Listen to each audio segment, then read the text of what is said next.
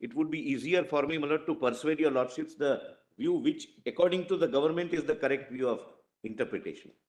Lord, this question arose for the first time in the case of Madhav Rao Scindia, where the government withdrew the privy purses.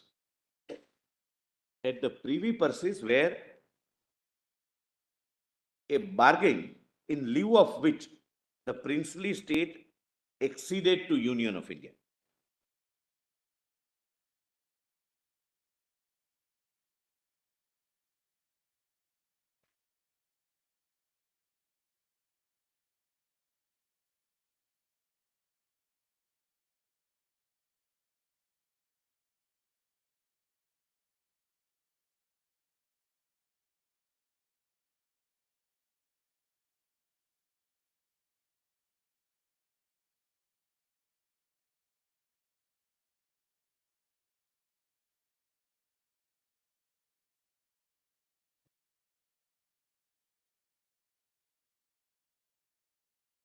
There were two constitutional provisions, namely Article 291 and 362, which provided for the privy purses.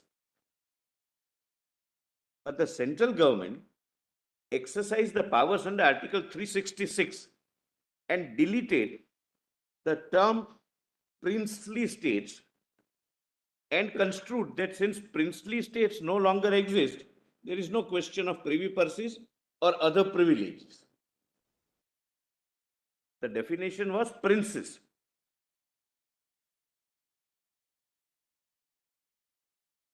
The lordships are not required to go into that question right now. Lord, this honorable court allowed that petition that so long as these two provisions remain on the constitution, you cannot take away the privy purses by merely changing Article 366, which is the definition clause.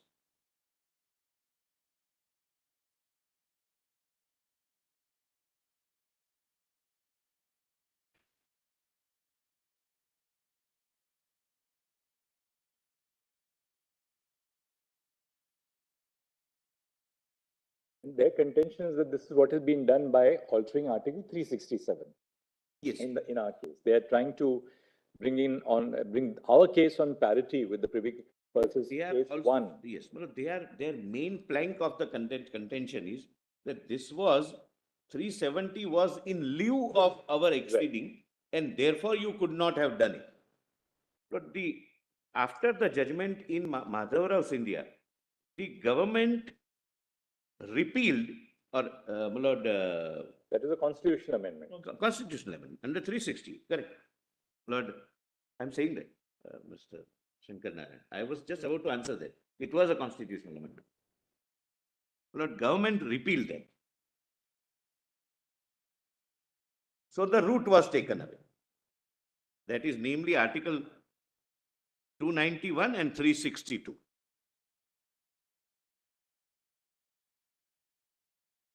That came to be challenged before this honorable court, and the matter went before the Constitution bench in case of Raghunath Rao Ganpat Rao versus Union of India, my lords.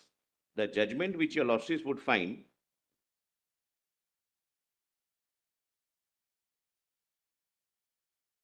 Raghunath Ganpat Rao?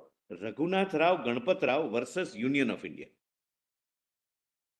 1994, supplementary 1 SCC 191.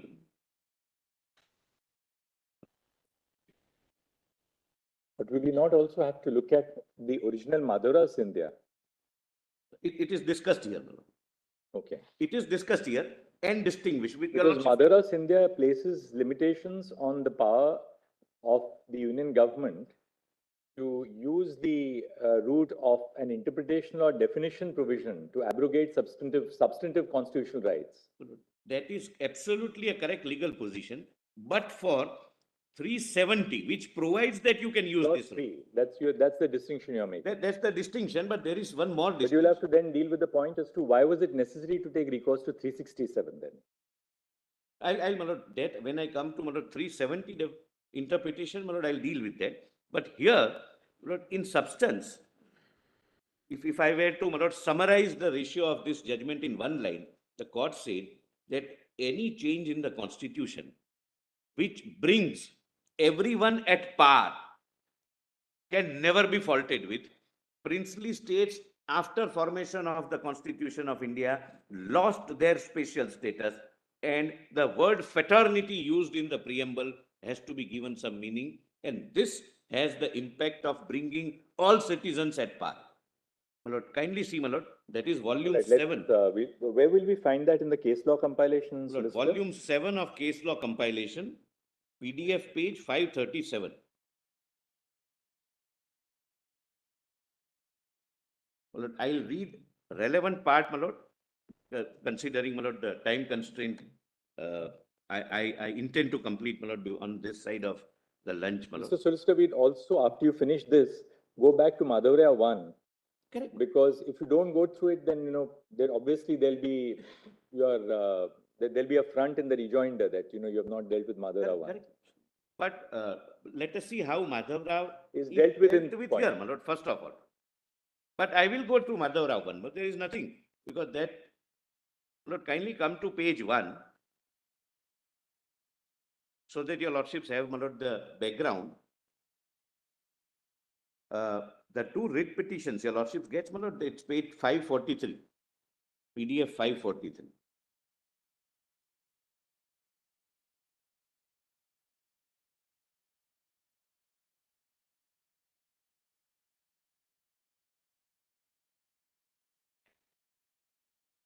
Your lordship gets that, my lord?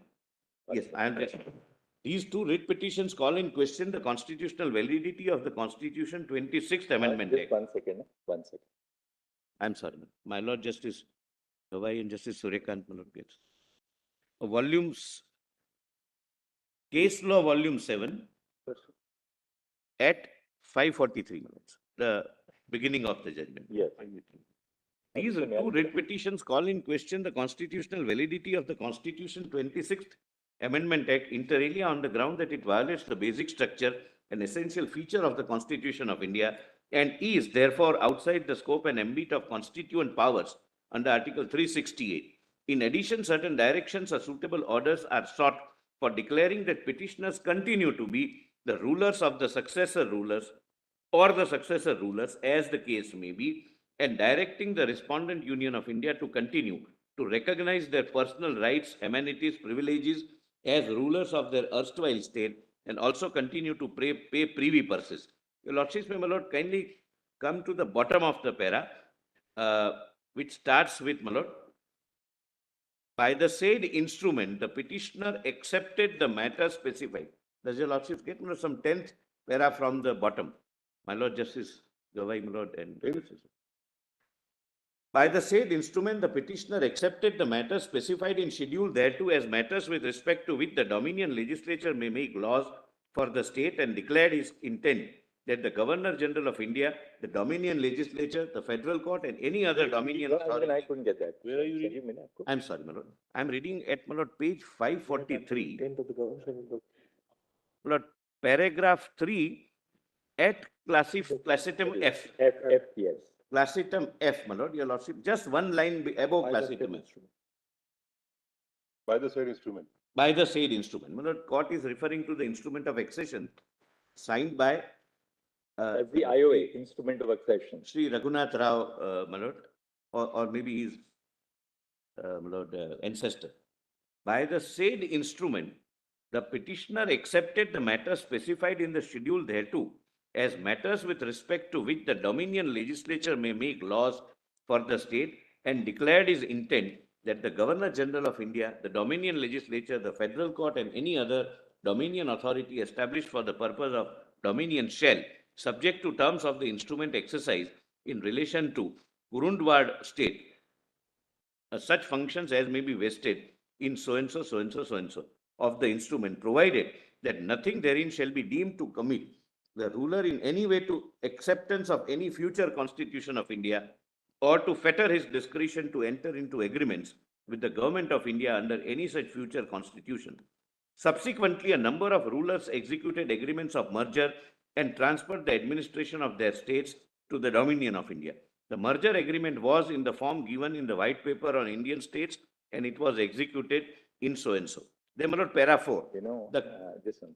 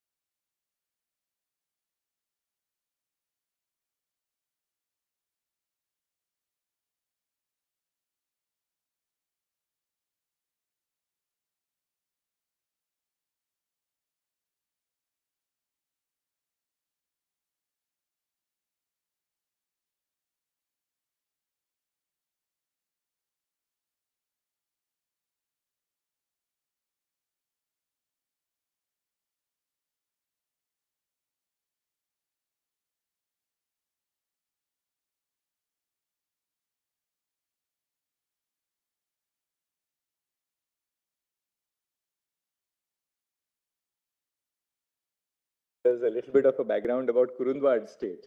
oh, Kurundwad is a very small town, very close to Sangli. And Kurundwad is on the banks of the river Krishna.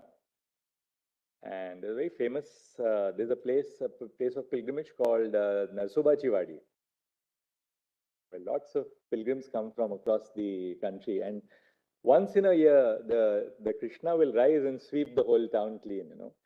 Because with the town clean. and because the Krishna is very, and the lands are extremely fertile because of the Krishna river, right on the banks of the Krishna. Maybe that may be the reason why the human habitation must have established there near the sources of water and yeah. All earlier. Or earlier civilizations are on the bank of Near the river. Look, now your lordships may come to page 548, the arguments.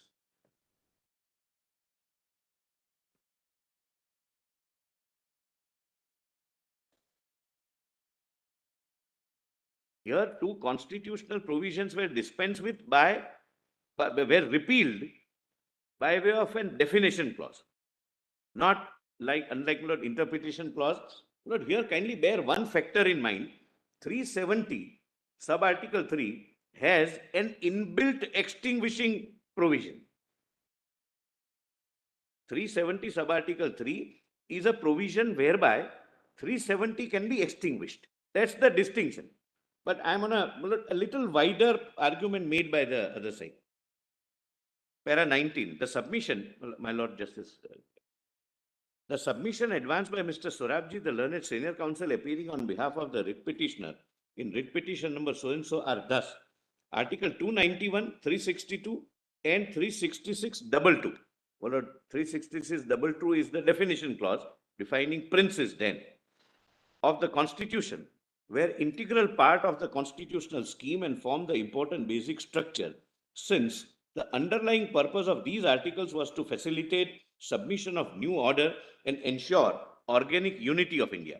These articles guaranteed pledges to the rulers based on elementary principles of justice, and in order to preserve the sanctity of solemn agreements, it was only by the incorporation of these articles that the unity of India was achieved by getting all the rulers within the fold of the Constitution, and that the deletion of these articles has damaged and demolished the very basic structure of the Constitution.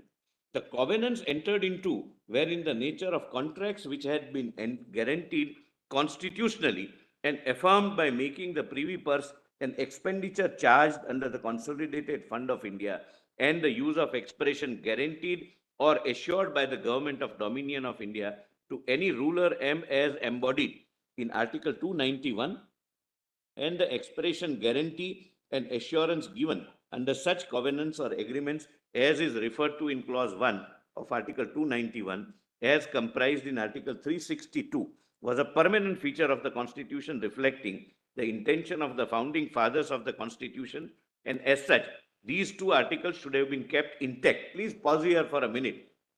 My lord, these articles even remotely did not suggest that they are temporary, as against, my lord, 370, which by its very definition says and it's temporary. And I will also, my lord, be able to attempt to demonstrate that it could never have been but for temporary. Such a drastic provision, the visionary fathers and mothers of the Constitution would never have kept it permanent, where two organs can change the Constitution the way they like. But that's a separate argument.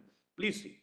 According to the Learned Counsel, the deletion of these articles amounted to a gross breach of principles of political justice enshrined in the preamble by depriving or taking away from the princes the privy purses which, which were given to them as consideration for surrendering all their sovereign rights and contributing to the unity and integrity of the country, and that the deletion of these articles by the Impugned Amendment Act is arbitrary, unreasonable, and violative of Article 14 of the Constitution.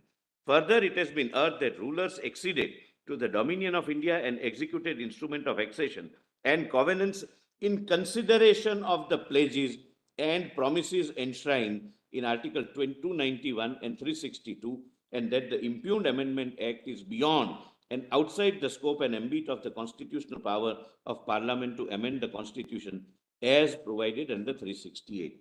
Mr. Sorabji, in his additional written submissions, has further urged that without the cooperation of rulers, not only the territory of India, its population, the composition of the state legislatures, the Lok Sabha, the Rajya Sabha, but also Constitution that was adopted on November 26, 49, would have been basically different, and that India, that is Bharat, would have been fundamentally different from the Bharat that came into being.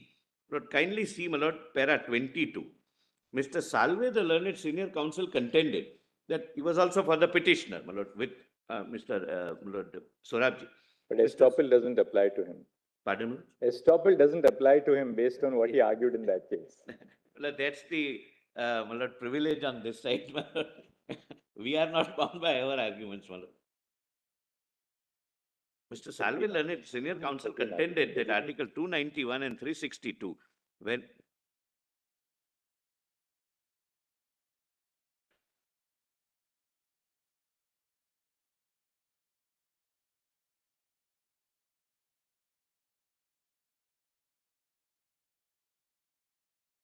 yes, Mr. Salve, the learned counsel, appearing, contended that Article 291 and 362 were when incorporated, were intended to grant recognition to the solemn promises on the strength of which the former rulers agreed to merge with the Indian Dominion, and the guarantee of privy purses and certain privileges was as a just quid pro quo for surrendering their sovereignty and dissolving their states.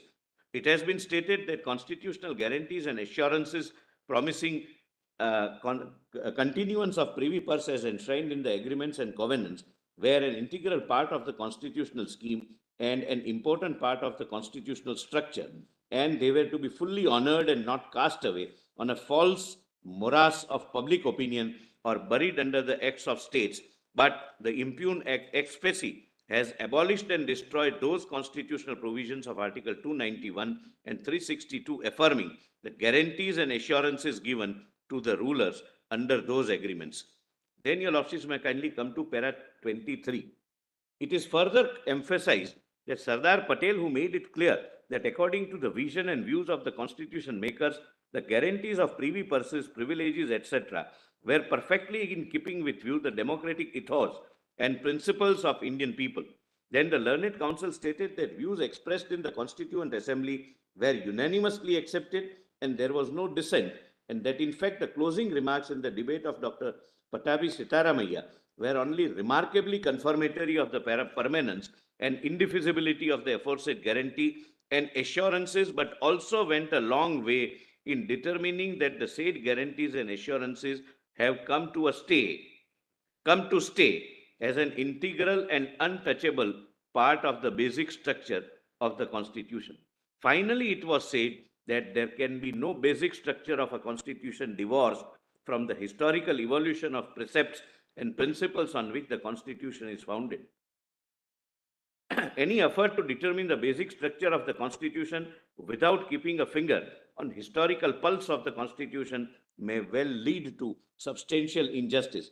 According to him, if the historical approach to the test of basic structure is kept in view, the guarantees and assurances of the privy purses, privileges, etc., granted by the Constitution makers by incorporating Article 291, 362, and 36622 in the Constitution framed by them would, without any doubt or dispute, emerge in their own right as basic features of the Constitution which cannot be abrogated or annihilated by any constitutional amendment, etc. Now, your Lordships and my Lord, kindly see para 28 at page 551.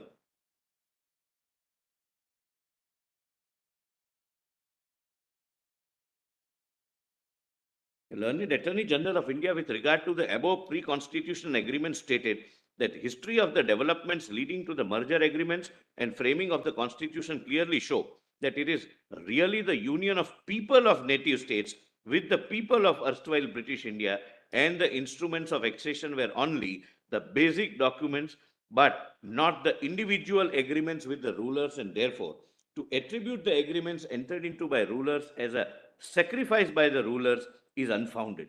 Secondly, the nature of the covenants is not that of a contract, because a contract is enforceable at law, while these covenants were made non-justiciable by our Constitution, vide Article 363. According to him, the covenants were political in nature, and that no legal ingredients as the basis can be read into these agreements, and that the guarantees and assurances embodied in Article 291 and 362 were guarantees for the payment of privy purses. He has urged that such a guarantee can always be revoked in public interest pursuant to fulfilling a policy objective or the directive principles of the Constitution. That being so, theory of sanctity of contract or unamendability of Article 291 or 362 did not have any foundation. He continues to state that the theory of political justice is also not tenable because political justice means the principle of political equality, such as adult suffrage, democratic form of government, etc. In this context, your Lordships can skip, my Lord, the citation. Then para 29. Before embarking upon a detailed discussion on the various facets of the contentions, both factual and legal, we shall deal with the precursive point with regard to the pre-constitutional instruments of accession, the merger agreements, and the covenants which guaranteed the payment of privy purses and recognition and personal privileges, etc., and which the agreements ultimately facilitated the integration of these states with dominion of India. Then, my Lord, 30, your Lordships may skip its history, 31. This accession of Indian states to the dominion of India established a new organic relationship between the states and the government, the significance of which was forging of a constitutional link or relationship between the states and dominion of India. The accession of Indian states to dominion of India was the first phase of the process of fitting them into constitutional structure of India. The second phase involved a process of twofold integration, the consolidation of states into sizable administrative units and their democratization. Though high walls of political isolation had been raised and buttressed to prevent the infiltration of the urge for freedom and democracy into Indian states, with the advent of independence, the popular urge in the states for attaining the same same measure of freedom as was enjoyed by the people in the provinces gained momentum and unleashed strong movements for the transfer of power from rulers to the people. On account of various factors working against the machinery for self-sufficient and progressive democratic setup in the smaller states and serious threat of law and order in those states, there was an integration of states, though not in a uniform pattern in all cases. Firstly, it followed the merger of states in the provinces geographically contiguous to them. Secondly, there was a conversion of states into centrally administered areas. And thirdly, the integration of their territories to create a new viable units known as Union of States. My lord, your lordships, may my lord now come to para 38, my lord, at page my lord, 554, PDF 554. Now, my lord, the Honorable Court discusses Madhav Rao, because Madhav Rao obviously was cited. That which said that privy purses are an integral part of the Constitution of India. That is one. And number two, that you could not have taken it away by merely deleting the definition of princes. These were, my lord, the two. Then 38. On May 14, 1970, the Constitution 24th Amendment Bill for abolition of the above said privy purse, privileges, etc., conferred under Article 291, 362, and 36622 was 366-22 was introduced in Lok Sabha by the then Finance Minister Sri Chavan. The bill contained 3 clauses and a short statement of objects and reasons. The statement reads as under: the concept of rulership with privy purses and special privileges unrelated to any current function and social purposes is incompatible with an egalitarian social order. Government have therefore decided to terminate the privy purses and privileges of rulers of former Indian states. On September 2, the bill was voted upon in Lok Sabha, but on September 5, Rajya Sabha rejected the same since the bill failed in the Rajya Sabha to reach the requisite majority and not less than two-thirds present as required by Article 368 and voting. Close on the heels of the said rejection, the President of India, purporting to exercise his powers under Clause 22 of Article 366 of the Constitution, signed an order withdrawing recognition of all rulers of the country en masse. Look, this was the subject matter in Madhav. A communication to this effect was sent to all rulers in India who had been previously recognized as rulers. So what was done was, by a constitutional order, which is unheard of, my lord, except in 370, the Honorable President virtually declared 2 provisions to be nullity. The presidential order, para 40, de-recognizing the rulers were questioned in Madhav Rao, Scindia versus Union of India, by filing writ petition under Article 32, challenging it as unconstitutional, ultra vires and void. An 11-judge bench of this court, by its judgment dated so-and-so, struck down the presidential order being illegal, ultra vires and inoperative on the ground that it had been made in violation of power of the President of India under Article 366(2) of the Constitution, and declared that writ petitions would be entitled to all their pre-existing rights and privileges, including right to privy purses, as if the impugned orders therein had not been passed. Here, it may be noted that Justice Mittar and Justice Ray gave their dissenting judgment. Thereupon, that they started getting privy purses. Lord, kindly come to para 77 at page 562. Rest, my lord, may not help, my lord, assist your lordships, my lord, either way. 77. According to Mr. Sorab,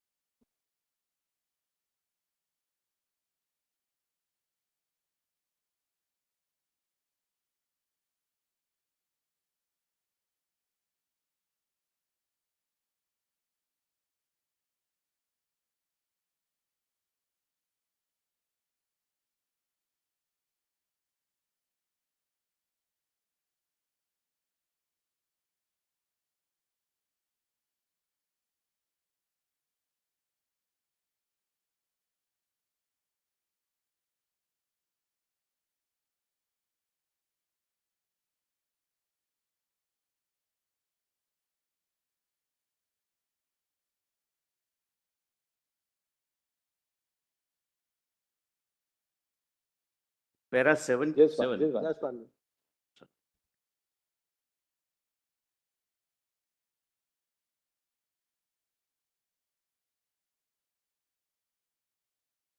Your lordships would, I'm sorry, no, my apologies.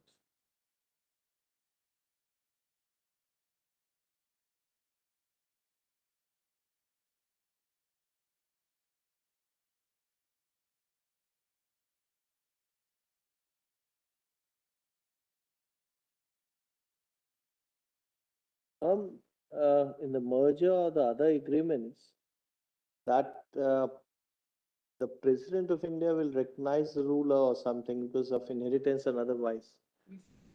That was there. Yeah, That but was, 366, there was some stipulation because those, the rule of primary nature and other things were all recognized in that. That's how. Lord, yes, but Lord, every ruler was You're apart nodding from. the head because you argued that Tata.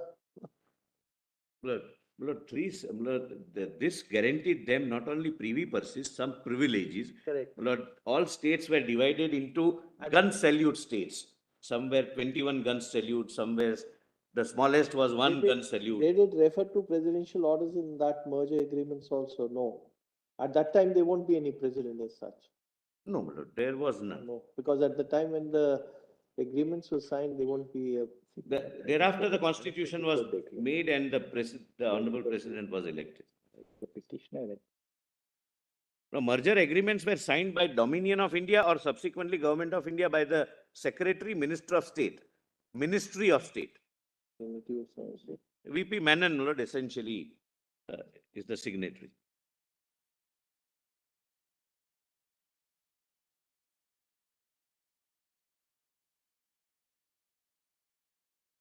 Four and 75 make a brief reference. Yes, Para 74 and 75, there is a brief reference to all these agreements. correct. I'm okay.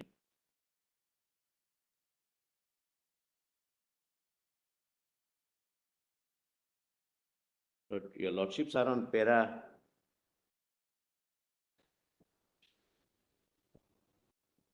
But may I read para 75, my lords? May I? Yes, para 75. 70. Therefore, there cannot be, my lord, it is on page 561. Possibly that's what, my lord, the Honorable Court is reading.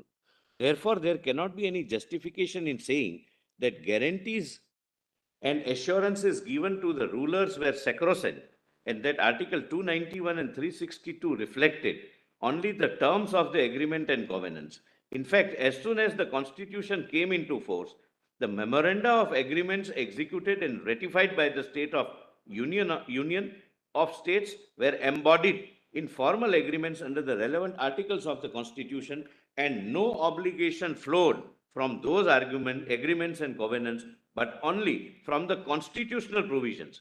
To say differently, after introduction of Article 291 and 362 in the Constitution, the agreement and covenants have no existence at all. Everything gets subsumed in the Constitution itself. In fact, that is the proclamation which Karan Singh issued after the adoption of the Indian Constitution, 49. that thereafter the entire relationship will be governed by the Indian Constitution. Yes. And all previous covenants, agreements will cease to have any application. They are, my lord, therefore, I said, my lord, it gets subsumed.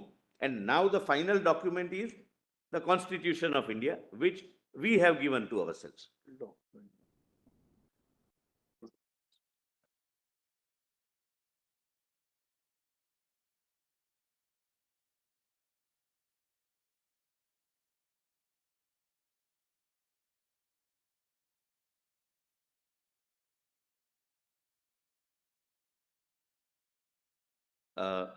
To say differently, after the introduction of Article 291 and 362 in the Constitution, the agreements and covenants have no existence at all.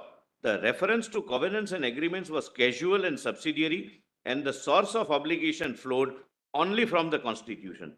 Therefore, the contention urged on the use of the words guaranteed or assured is without any force and absolutely untenable. The next vital issue is whether the Impugned Amendment Act damaged any basic structure or essential feature of the Constitution.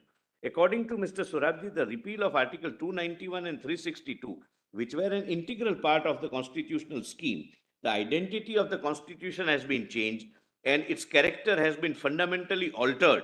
The total repeal of these articles, coupled with an express repudiation of the guarantees embodied therein, has resulted in nullification of a just quid pro quo, which were the essence of these guarantees.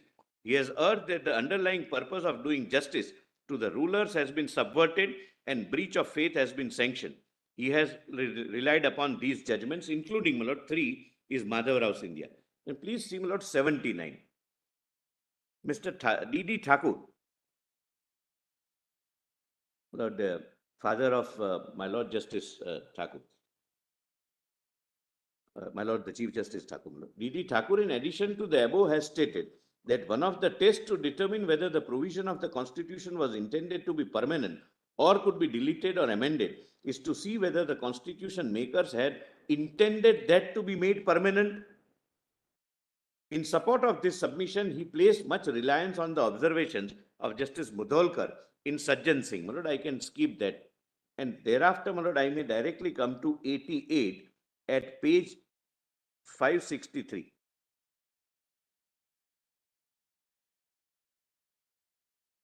Your Lordship has my Lord Justice Govai and Justice Sorabji. Mr. Soli Sorabji, in support of his contention that Article 291 and Article 362 and Clause 22 of the Article 366 were integral part of the constitutional scheme, which otherwise would mean the essential part of the constitutional scheme referred to Webster's Dictionary and Collins' Concise Dictionary, and has pointed out the lexical meaning which says the integral means essential, and therefore, according to him, the total abolition of provisions of the Constitution, which are in its integral parts, otherwise essential parts, has damaged the essential and basic features of the Constitution. To draw strength for his submission, he relied upon certain observations made by Justice Shah in his judgment in Madhav Rao, observing, now, my Lord, Madhav Rao is dealt with, my Lord, and distinguished by the provisions enacted in Article 366(22), 291 and 362 of the Constitution. The privileges of rulers are made an integral part of the constitutional scheme, and an order merely derecognizing a ruler without providing for continuation of the institution of rulership, which is an integral part of the constitutional scheme, is therefore plainly illegal. The learned Attorney General has vehemently opposed the above submission, stating that the expression integral part of the scheme of the Constitution used in Madhav Rao are not the same as the basic structure, and that expression has to be read in the context of a challenge to the ordinance which sought to render nugatory certain rights guaranteed in the Constitution then existing. It is further stated that the attack on 26th Amendment based on principles laid down in Madhav Rao is totally misconceived, because only in order to overcome the effect of that judgment, the 26th Amendment was passed by Parliament in exercise of its constituent powers. The President exercised, my Lord, executive power, which he did not possess. My Lord, just to contrast, Article 370 has a constituent power in the President under sub-Article 3, the self-extinguishing provision.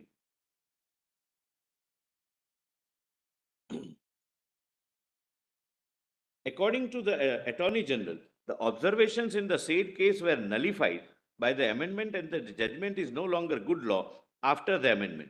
To test the amendment on the basis of that judgment is impermissible, and all the arguments based upon this case are therefore misconceived. Then 91. After the commencement of the Constitution, in pursuance to Article 36622, the rulers were recognized and they had been enjoying the privy purses, privileges, dignities, etc. on the basis of relevant constitutional provisions.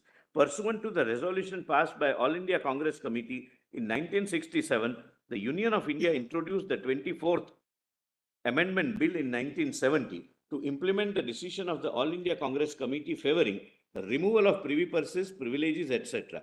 But the bill, though passed in Lok Sabha, failed to secure the requisite majority in Rajya Sabha, and therefore it lapsed.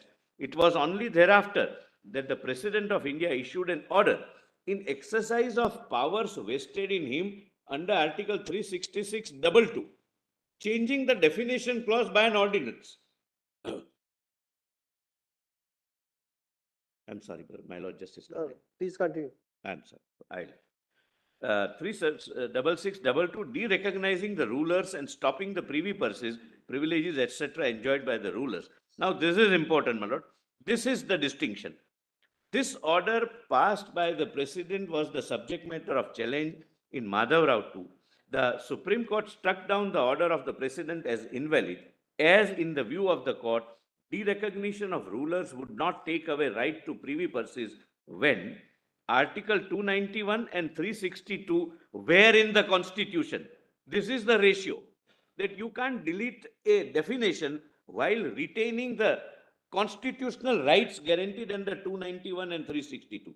It was only in that context the observations which have been relied upon by Mr. Sorabji were made. The 26th Amendment itself was passed by Parliament to overcome the effect of this judgment. Now, by this amendment, Article 291 and 362 are omitted. Article 363A is inserted and Clause 22 of Article 366 is amended. Therefore, one cannot be allowed to say that the above said omitted articles and amended clause were the essential part of the constitutional scheme. So, they have to be read only in the context of a challenge made to the presidential order, which sought to render nugatory certain rights guaranteed in the Constitution, which were then existing. In any event, the constitutional bar of Article 363 denuates the jurisdiction of any court in disputes arising from covenants and treaties executed by the rulers. The statement of objection reasons of 26th Amendment clearly points out that the retention of the above articles and continuation of the privileges and privy purses would be incompatible with the egalitarian society assured in the Constitution, and therefore, in order to remove the concept of rulership and terminate the recognition granted to ruler and abolish the privy purses, this amendment was brought. Now, 92 is very important, my Lord. My Lord, which would also assist your Lordships on the question of federal diversity. We are of the opinion that the observations of Justice Shah in Madhav Rao that privileges of rulers are made an integral part of the constitutional scheme and that the institution of rulership is an integral part of the constitutional scheme must be read in their proper context. That was a case whereby a presidential order, the rulers were deprived of their privy purses and other privileges while keeping Article 291 and 362 intact in the Constitution. This doesn't arise here, my Lord. Indeed, the said presidential order was issued after the government failed in its attempt to effect an amendment on those lines. It is in that connection that learned judge made the above observations. It is clear that the learned judge used the word integral part in their ordinary connotation, not in lexicographical sense. Ordinarily speaking, integral means of a whole or necessary to completeness of a whole, and as forming a whole. Our Constitution is not a disjoint document. It incorporates a particular socio-economic and political philosophy. It is an integral whole. Every provision of it is an integral part of it. Even the provisions contained in Article 21, temporary, transitional, and Part 21, temporary, transitional, and special provisions.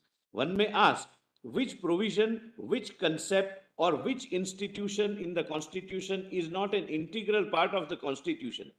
He will not find an answer. To say that a particular provision or a particular institution or concept is an integral part of the Constitution is not to say that it is an essential feature of the Constitution. Both are totally distinct and qualitatively different concepts. The said argument is really born of an attempt to read a judgment as a statute. One may tend to miss the true meaning of the decision by doing so.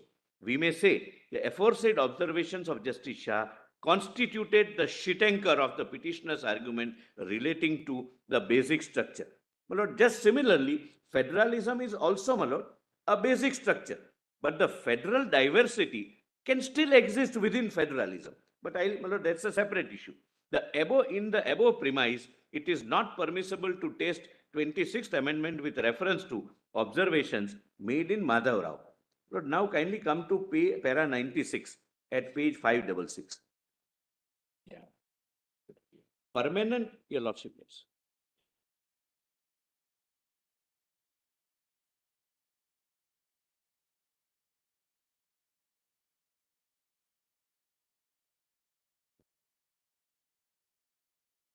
Hmm.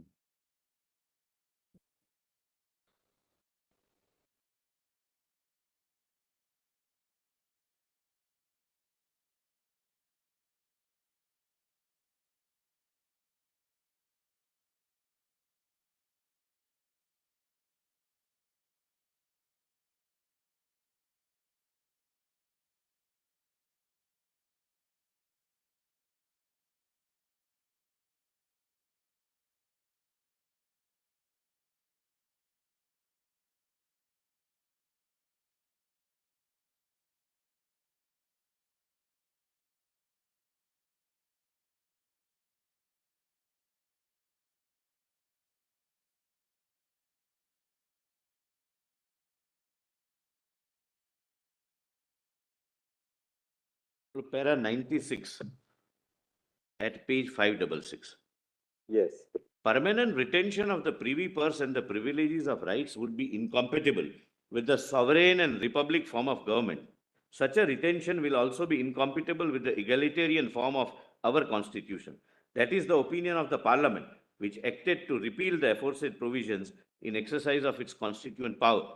The repudiation of the right of privy purse privileges, dignities, etc., by deletion of Article so and so, which the recognition of the rulers and payment of privy purse are withdrawn, cannot be said to have offended Article 14 or 19(1)(f). And we do not find any logic in such submission.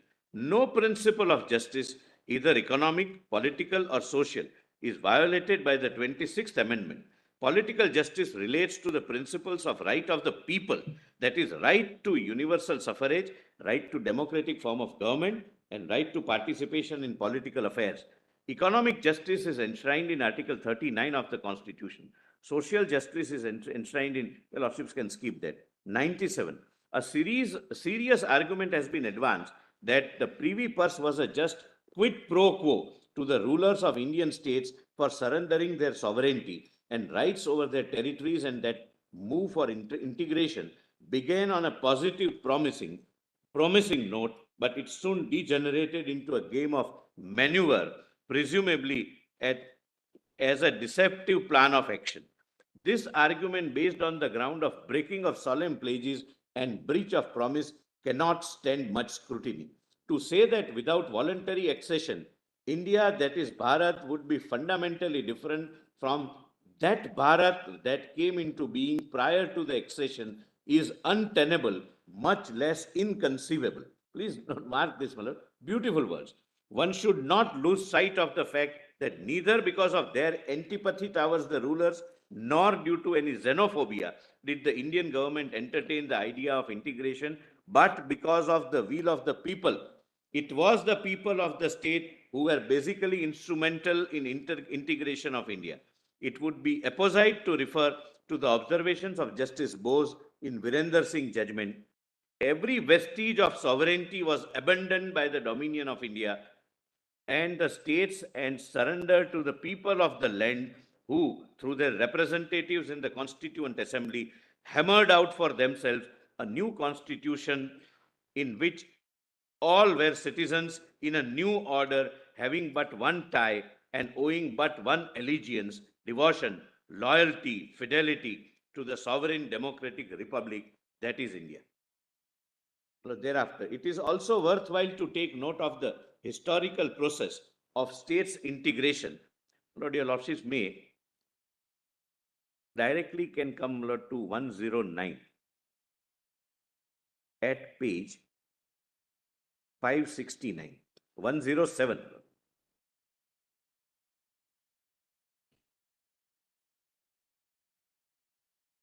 On a deep consider, your lordship gets me, my lord. para 107, on a deep consideration of the entire scheme and content of the Constitution, we do not see any force in the above submission. In the present case, there is no question of change of identity on account of 26th Amendment. The removal of Article 291 and 362 has not made any change in the personality of the Constitution, either in its scheme or in its basic features or in its basic form or its character. But please read 370 in this. Does it change the personality of the character of the Constitution? The question of identity will arise only when there is a change in the form, character, and content of the Constitution. In fact, in the present case, the identity of the Constitution, even on the test proposed by the Council for writ petitioners and interveners, remains the same and unchanged. Sri So-and-so has contended that by removing the real and substantial distinction between erstwhile princes forming a class and the rest of citizenry of India, the constitutional amendment has at one stroke violated the basic structure of the Constitution as reflected both in Article 14 and 51C and treated unequals as equals, thereby giving a go-by to a solemn treaty obligation which was sanctified as independent constitutional guarantee. 109, this is very, very important and crucial for our purpose, the purpose of the respondents. After carefully going through the above decisions which relate to service matters, we are afraid that such an argument as one made by Sri So-and-so could not be substantiated on the principles laid down in these two decisions that Article 14 will be violated if unequals are treated as equals. In our considered opinion, this argument is misconceived and has no relevance to the facts of the present case. Please note this. One of the objectives of the preamble of our Constitution is fraternity, assuring the dignity of the individual and the unity and integrity of the nation. It will be relevant to cite the explanation given by Dr. Ambedkar for words fraternity, explaining that fraternity means a sense of common brotherhood of all citizens. No region, no part of the region, no citizen staying in any region should get any different treatment than rest of the country.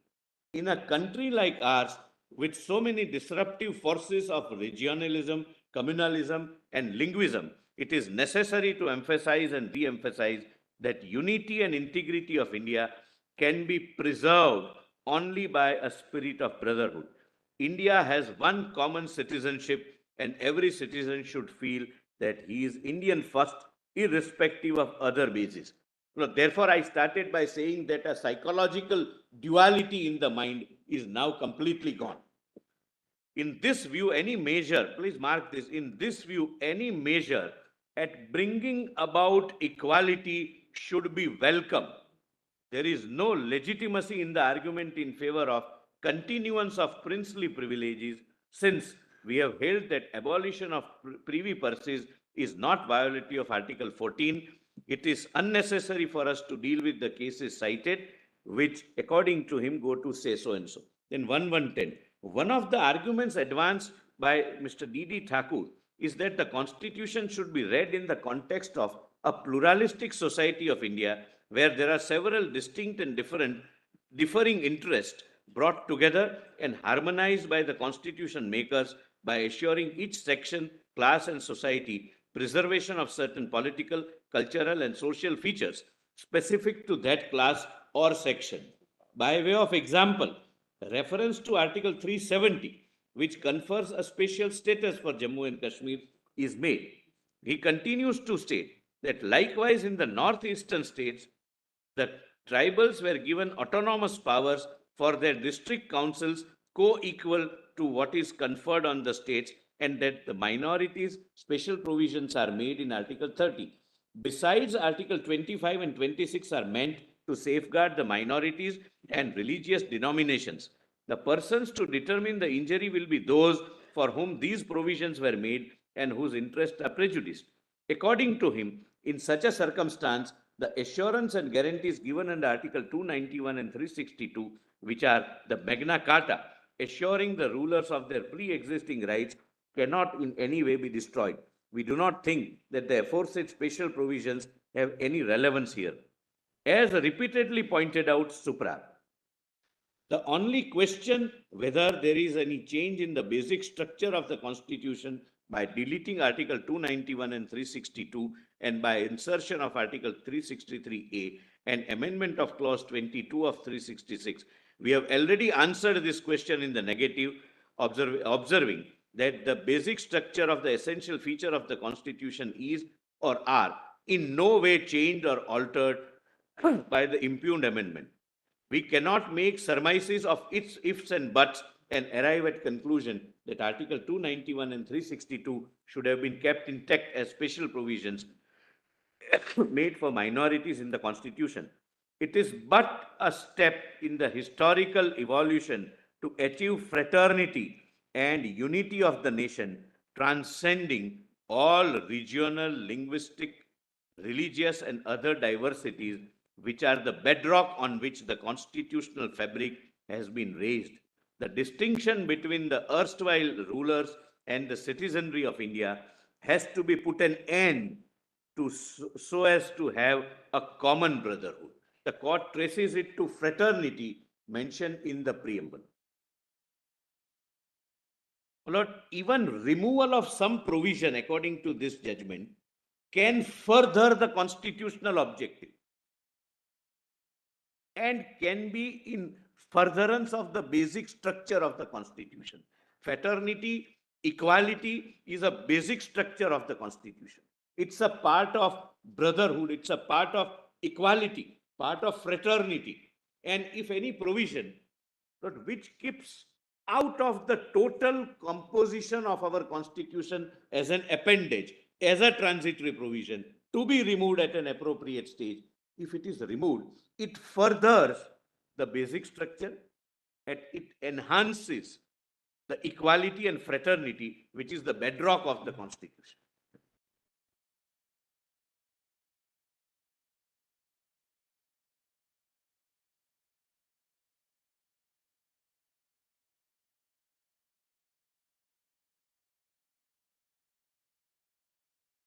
Yes. So, my lord, in this view, my lord, it, in my respectful submission, may not be necessary to read Madhav Rao Scindia judgment. If your lordship would wish me, my lord, I can assist your lordship with that. But we will, my lord, ultimately read the same paragraphs based upon which, my lord, it is distinguished.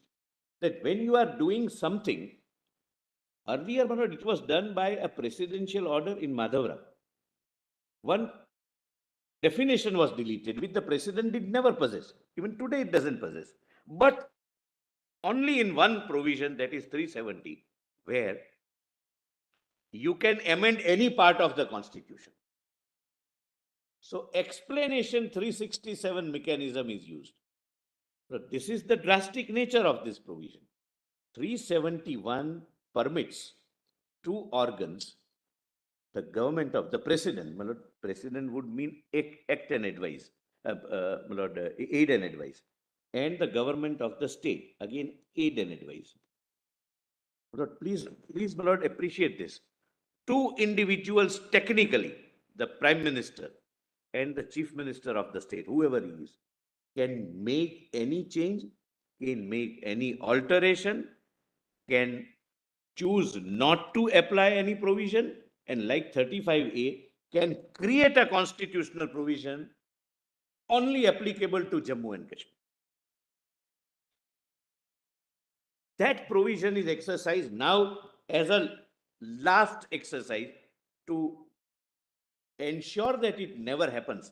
367 explanation is added. I'll come to that.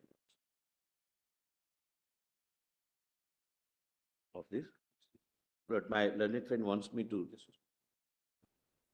Yes, there is a concurring judgment, my lord. Justice Mohan.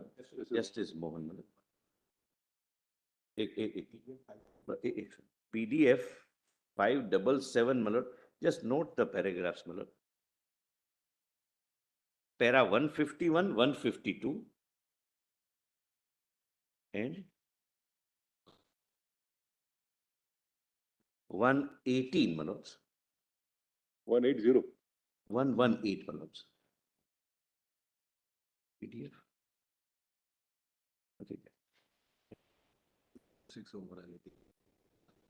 Yes, my lord. Yes, I'm sorry, my lord, 206. Lord, it's at page, I'll just read, your lordship need not go to, it's a two-line paragraph, my lord, but a very 594, my lord, PDF 594. This is, my lord, the concurring view, Justice Mohan, my lord, Justice Mohan. Therefore, this court cannot concern itself with the moral aspect of the impugn amendment. The impugn amendment is the will of the people expressed through parliament.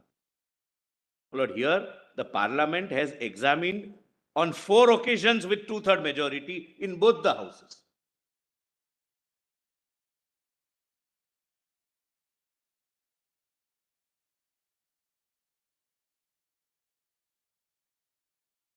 Lord, in Madhav Rao Scindia judgment, Lord, if your lordships can note the paragraphs which we would be reading. Lord, since it's already 11:45, my lord, I don't wish your lordship's time, my lord. If possible, my lord, conclude at 1 o'clock. Lord, in Madhav Rao Scindia, my lord, we will be relying upon 97, 109, 119, 120, 125, 126, 143, and 145. And 145. But ultimately, it turned that without deleting Article 291 and 362, whether presidential order can be used, by deleting the definition only. That was the discussion, which is distinguished, my lord, in this judgment. Now, my lord, with your lordship's permission, my lord, I may go But, to... Mr. Solicitor, can the abrogation stand independent of the modification which is made to Article 367 here? Lord, that is my submission. Lord, even in absence of the proviso, Lord, explanation, the last explanation, what it does, it merely substitutes the term constituent assembly With legislative assembly. Lord, my submission is going to be that when the constituent assembly is dissolved without any recommendation, that part of the requirement goes, because proviso becoming otiose cannot result into the main provision becoming inoperative. Then the president was left to his own choice. And 367 mechanism is affirmed, my lord, in Damnu, your lordships have seen. My lord, so far as 370 What is... was done in Madhav was that a presidential order was issued, because if you see the provisions of Article 366, Yes. 22, as it stood prior to the amendment by the 26th Amendment. If you have this red book, it may not be in that. You will have to get it in the red book at page 372.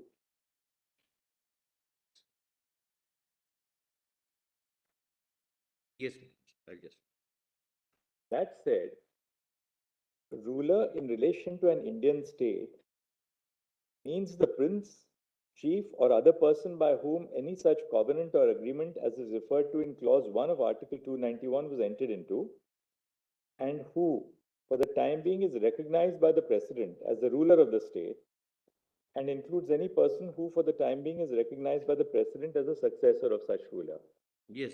Now, what happened there was, initially, after the proposed amendment didn't pass muster in the Rajya Sabha, a presidential order is issued, purportedly under clause 22.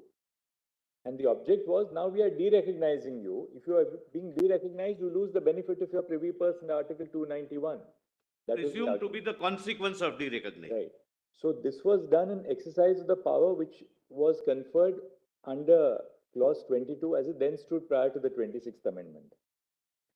Our court said, look, by recourse to a presidential order, you cannot override a substantive provision of the Constitution, namely Article 291 and Article 362. That was Madhav Rao Scindia. Correct. Then came the constitutional amendment, which was upheld against the challenge on the ground of the basic structure violation.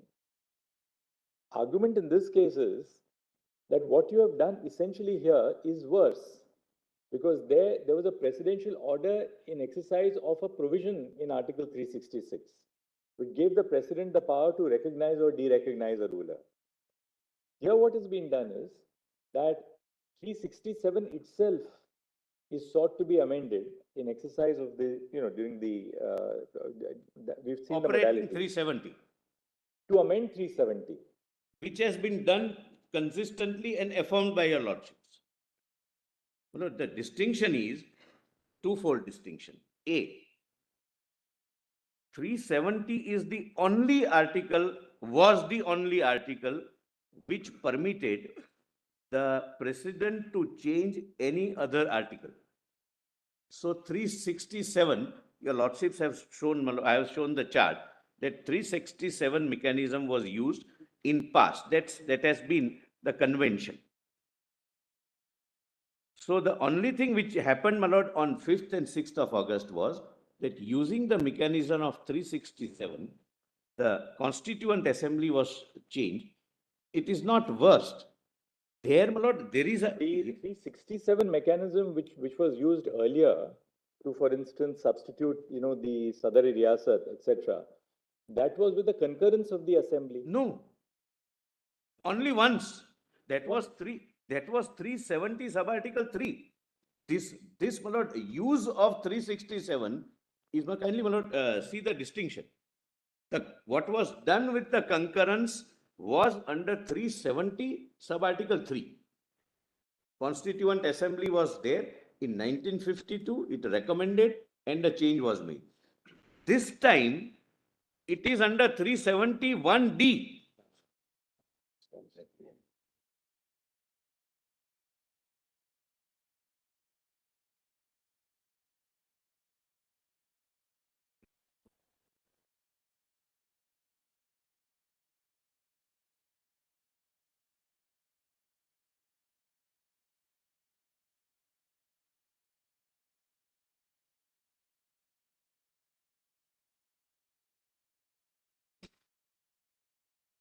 Lord, this time I may emphasize, my lord, so that I'm sorry, I was not clear.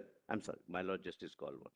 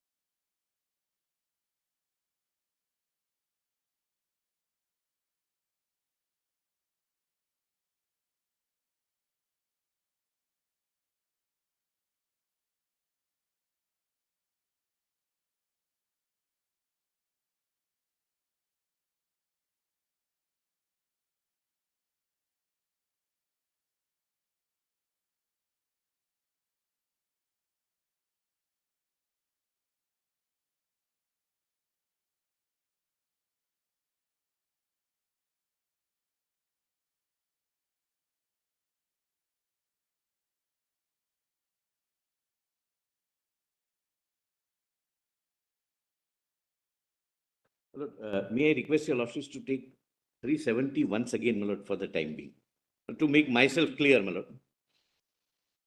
That, my lord, would answer my lord's query, my lord, to my lord's satisfaction. Your lordships may come to, I'll show only two provisions, my lord. 371D.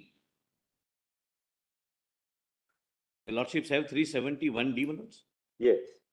This is the first power. Such of the other provisions of this constitution shall apply in relation to that state, subject to such exceptions and modifications as the president may by order specify. Correct, my lords? Now read 3. Kindly read 3. Notwithstanding anything in the foregoing provisions of this article, the president may, by public notification, declare that this article shall cease to be operative. That is first part. Or shall be operative only with such exceptions and modifications and from such date as he may specify. This is the power of extinguishing or partly extinguishing. So now this is crucial, my lord, apropos my lord's question. Yes. The first exercise, as your lordships have rightly said, was under 3. Because the Constituent Assembly was in existence, it recommended. Rest, whenever there were modifications made in 367, were made under 1D. All rest, all under 1D, including this one, With the concurrence of the government. concurrence of the government. The reason for that was very simple, because you are amending the constitution. And you are not dealing with subclause 3 of, 3, yes. you're not dealing with subclause 3. I'm not dealing. I dealt with at the end on, my lord, 6th of August. Because subclause 3 only deals with 370 itself. Itself, not other, your lordships are right, not other part of the constitution. Because D refers to other provisions, because before D you have C.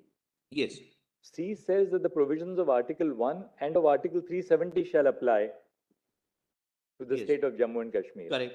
Therefore, in that sense, it freezes the provisions of Article 370 in relation to the state of Jammu and Kashmir. Now, what it does is, therefore, it says, other provisions of the Constitution shall apply subject to such exceptions and modifications. Therefore, other provisions will mean provisions other than Article 1 and Article 370 And 370 itself, and 370 itself. correct. Therefore, if you have to make an alteration of 370 or abrogate its status or reduce it or dilute it or alter it, you have to follow Three. equals to 3, Correct, my lords. right? But, my lord, kindly, I'm sorry, my lord, I'm almost reaching, my lord, at your lordship's level. But then No. can you do that? Can you do that? Exactly, that's what I'm Using answering. the power under 367 then? That's the point. Exactly, that's what I'm answering. I cannot do that under sub-article 3. 367, I cannot modify under sub-article D. That I can do and I have done only under 371D. It has been used as a mechanism and Damnu approves it. Right, we've seen Damnu. any- We are now just looking at it, we are looking at it as a matter of first impression. Correct, my lord. The first impression. Can you alter the import of a provision of Article 370 itself by a process other than 3? Because what you No. have done essentially here is No, no. that you have used 367 to amend the proviso to 370. Correct. No, not amend. 367 is explanation. That instead of A, it would be B. It may have an effect of amendment. Whether you call it an explanation or an amendment, Yes, one thing is very clear, that the amendment to 367 has the consequence of now reading the words Legislative Assembly in place of Constituent Assembly. which in fact was not necessary, but yes, it was done, but not under 370. It was done under the first step was, my lord, the first step was the president under 371D added the explanation that henceforth, What the question being put to you is slightly, I think, different. Ah. The question is, by making the amendment in 366, by equating Constituent Assembly with the Legislative Assembly, aren't you in fact amending Article 370?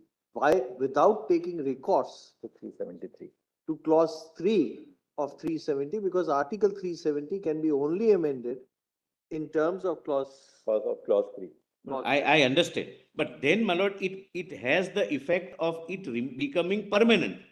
Because there is no constituent assembly. So it can never be modified. 370 can never be modified. Can take recourse. I mean, the argument on the other side is this, that you can take recourse to clause D of subclause D of clause 1 in a situation where you have to amend any other provision of the Constitution other than Article 370. Lord, how? But can you take, yes, It doesn't say so. it's very clear. It says Such of other the provisions. other provisions of But this other means except 1 and 370. So you are saying such other Yes. provisions will include 367. Mr. Solicitor, Yes, it's, all admissible response again. That doesn't matter. Let's not. Quite often, I think I should be accustomed to, my lord. We are posing Yes. an issue because we have to deal with these issues. So we want to elicit a response. Yes, my lord. 371D refers to other provisions of the Constitution. Other provisions of the Constitution, according to you, would include 367. Possible. We're not ruling this out at all. We will test that hypothesis. But can you use 367 and amend 367 to bring about an amendment to 370? If you do that while exercising the power under 371D, then are you not really doing that to amend 370 itself? Because the only provision which the Constitution creates to amend 370 is 370 clause 3. What you are now doing is, according to them, is that you are using the amendment of 367, applying the provisions of 371D to bring about an amendment to 370 itself. Whereas the purpose of 371D is to amend some other provision of the Constitution. True, 367 is another provision of the Constitution, but can you use that to amend then 370 itself? That's the point which you have to answer. Lord, I can assure my learned senior. No, please. No, I can assure him, nobody can disturb me or derail me without my consent. I'm quite accustomed to such interruptions. And, my lord, Mr. Solicitor, please don't get derailed because this is the heart of the matter. No, I know that, my lord. And he also don't knows. mind spending But 5 minutes I'm on it quite because accustomed. some clarity on this is necessary. Yes. Let's sit down and do Lord, it for 5 what will minutes be, and then my we lord, are I through will with this put it part. slightly differently. I'll put it differently. The interpretation which your lordships are, my lord, prima facie now testing. We're testing it. No, we are testing it. The prima facie testing it. Lord, what will be the impact of that interpretation? I'll read, my lord, the entire Article 370. Meaning thereby, my lord, in absence of a constituent assembly, which can never be modified, the sub-article 3 can never come into effect, come into operation, and 370 gets the status of a permanent provision. Lord, please read it in totality. My lord, please read the entire article. My lord, for my satisfaction, please have a look at, my lord, the entire article. Notwithstanding anything in this constitution, your lordships can skip. The power of parliament to make laws for the said state shall be limited to those matters in the union list and concurrent list. Your lordships have seen, my lord, those the precedent Instrument of earmarked. accession. The provisions of Article 1 and of this article shall apply in relation to that state. The purpose is that Jammu and Kashmir can do nothing in their constitution, or even parliament can do nothing in their constitution. So I highly appreciate, my lord, the difficulty, my lord, if your lordships accept that. Then even 368 route, which is the second route suggested, cannot be done. Because it says 1 and this article shall remain. If that is the meaning given, that is completely unalterable, then 370 remains as a permanent, though there are a host of considerations for me to show that it has always been a temporary feature. Further, such of the other provisions of this constitution shall apply in relation to that state, subject to such exceptions and modifications as the president may by order specify. My lord, other provisions would mean other than B. Yeah, just stopping you for a minute. Could the Legislative Assembly make a recommendation in terms of 371A saying that under 367, you equate Constituent Assembly with Legislative Assembly?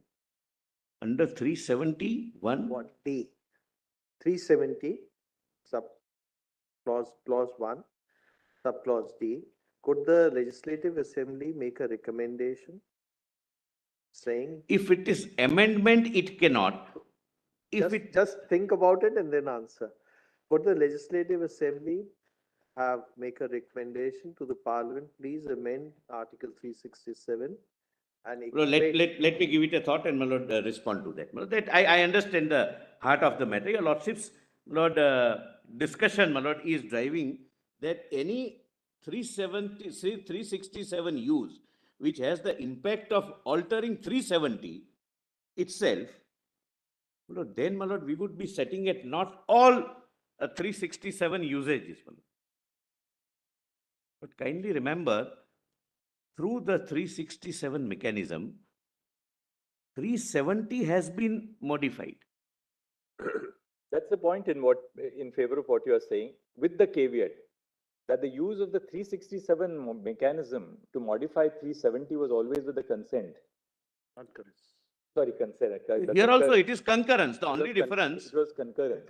yes, That's this the is, very one, that is constitutionally the significant difference. but this Now, is what also the with example you have concurrence. to see, Look, this is also with concurrence. The only difference is the concurrence of the governor because governor steps into the shoes of the government. So there's a difference between concurrence and recommendation. Correct. But Concurrence for can be subsequent, recommendation has to be. no, recommendation is of the body, Constituent Assembly as it stood, and subsequently, if we are right, Legislative Assembly. Concurrence of the government. Please see, my lord. And government, the only dispute was that government cannot mean governor. Please see, my lord, concurrence provision, second provision. Concurrence of the government means that's Council of Ministers. Council of Ministers, if it is there, otherwise powers are exercised by the governor. And that's why, my lord, I pointed out that there are several exercise of 371D when there was a precedence rule with concurrence of the governor. At least you have provided yesterday. At least, no? At least you have read it yesterday. Yes.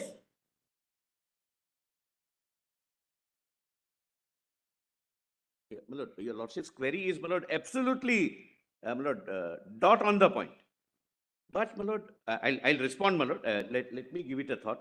But the real question would be, You have already responded. well, the real question is, my lord, that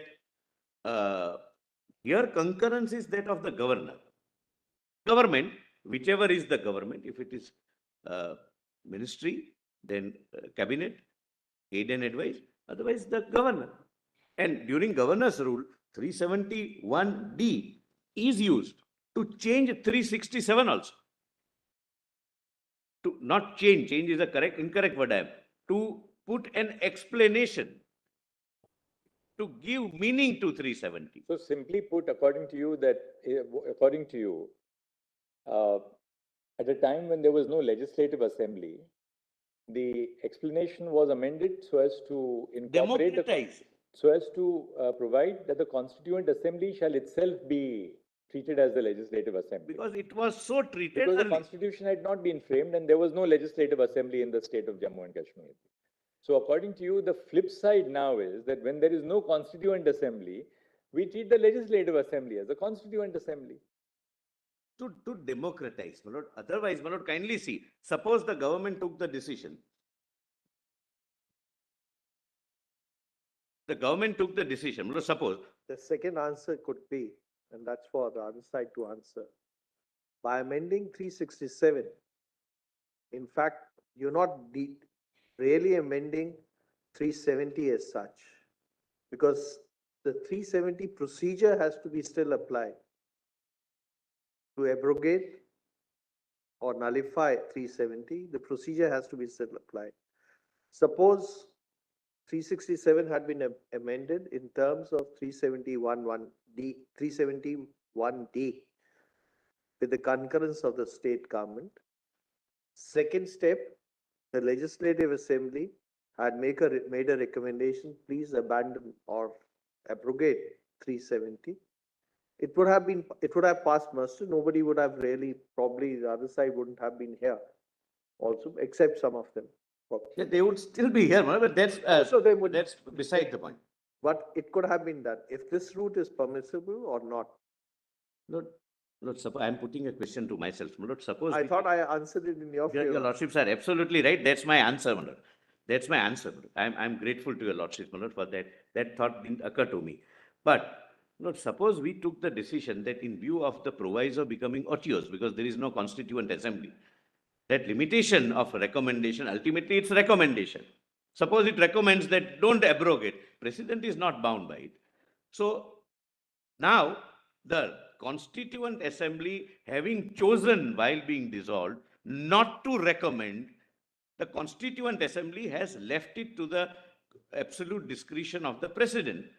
It could have been done, my lord, possibly it could have been defendable action, but with a view to ensure that there is democratization of the action.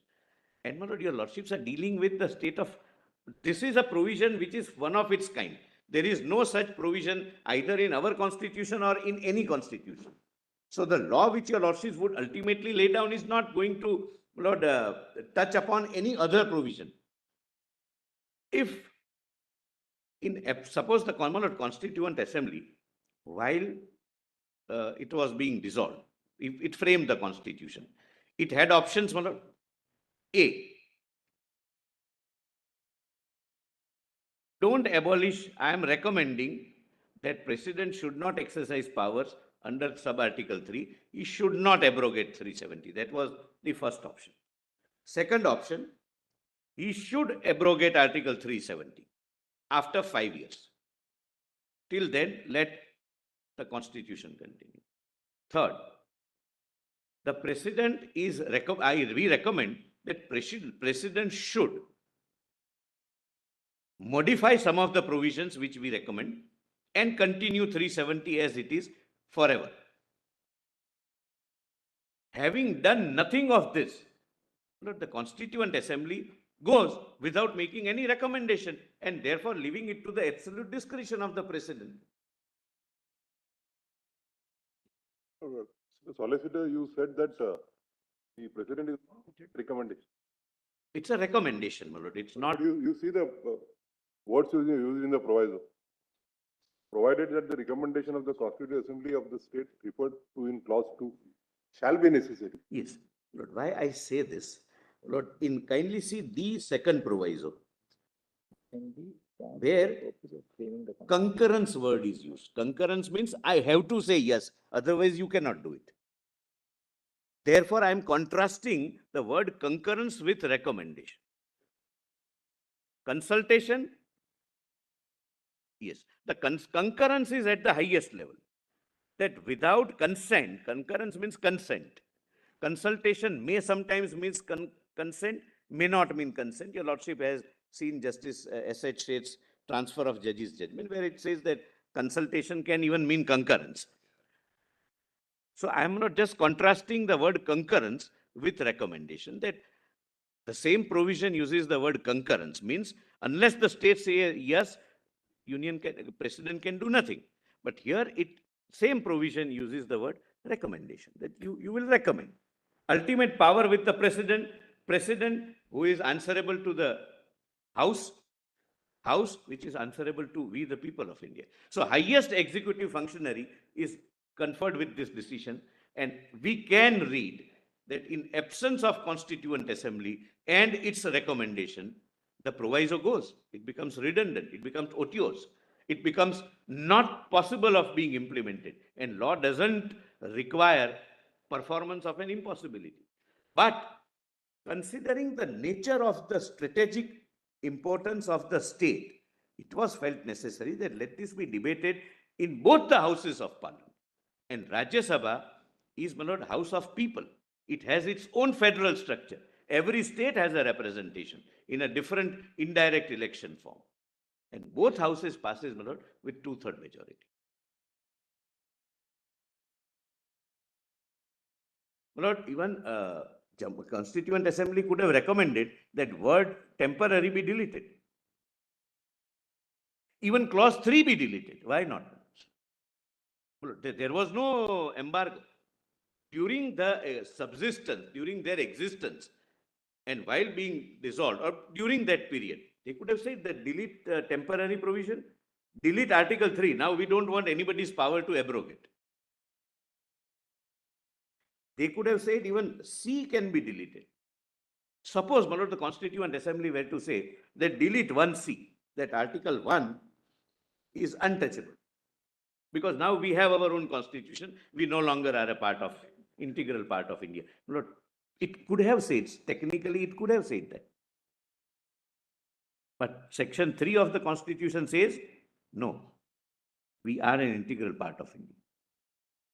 They never said that President's power under 3, we recommend being either diluted or taken away. They never wanted clause 3 to die. That's very clear. All right.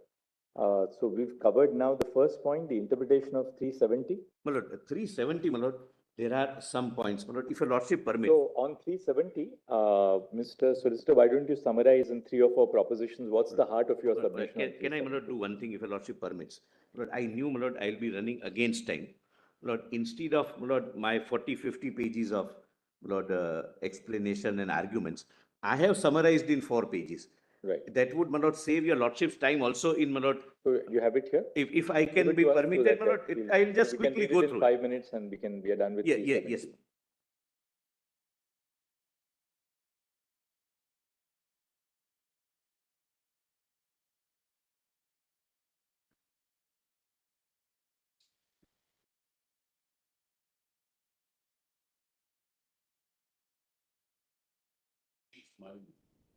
You can.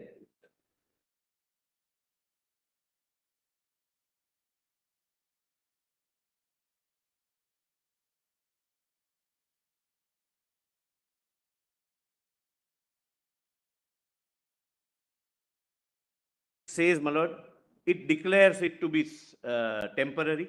Your lordships may not read anything, my lord. It is contained in part 21, which has 3 categories: temporary, special provisions, and transitory provisions. So constitutional framers are aware of what word they are using. My lord, second, I have said, my lord, I have already said, and this is, my lord, something very, very serious. Look at the width of the power.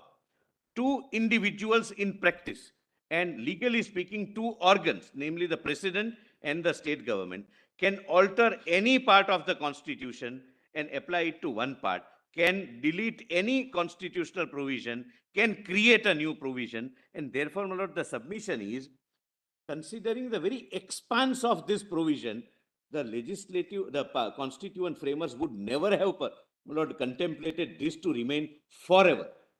Such a position can never remain forever, where our constitution remains a floating document perennially for one state. Then 3, impact of Article 370 was to deprive the residents of Jammu, Kashmir and Ladakh from being treated at par with their fellow citizens. My lord, therefore, my lord, I am saying that this also is one suggestive indication that framers never intended it to be permanent. Then, Lord, this is the entire provision. Lord, this is very important. This is the entire provision in the Constitution where application of not only Constitution, please see this, my lord, the seriousness of this. Application of Constitution of India and application of central laws, including beneficial legislations, is dependent upon concurrence of the state. The only provision. It says it would not apply, it will not apply. such a, my lord, drastic provision could never have been intended to remain perennially, permanently. Then, my lord, this is the only provision which has an inbuilt self-extinguishing provision, sub-article 3. No other constitution provision has this self-destructing clause. This again, my lord, is a pointer that it was intended to be temporary. Then, my lord, it is goal of equivalence, my lord, I have already said, my lord, in the judgment which I read, that temporary problem, my lord, provision cannot be read so as to treat one part of state differently, their citizens differently. Then, my lord, your lordships would not give interpretation to a temporary constitutional provision having such drastic consequences. Because your lordships are not going to be confronted with a similar situation in future. There is no other provision in the constitution. And to our knowledge, any other part of the world where a provision of a constitution of the main unit applies only with the state consents. In a federation like ours, there cannot be any such provisions. My lord, then I have said, my lord, kindly examine it from the people's angle. Then 370 is interpreted the way petitioners interpret. 371 would become permanent, which is not only impermissible and not envisaged, but would result in the unconstitutional provision remaining in the constitution and operating. But unconstitutional, why? It discriminates. It confers an authority which is never contemplated in other states. The application of the Constitution of India given by we the people would either not apply fully or would apply. My lord, I am on 10, point number 10. My lord, I would request if your lordships can read with me, my lord. The petitioner's assertion that such a huge decision is taken purely by an executive fiat is absolutely wrong. The process followed clearly reflects participation of entire nation through their chosen representatives, both in Lok Sabha and Rajya Sabha. When a decision becomes concerns a federating unit, it is of strategic significance, what I have pointed out. My lord, then 13, my lord, is most important, my lord. Sub-article 3.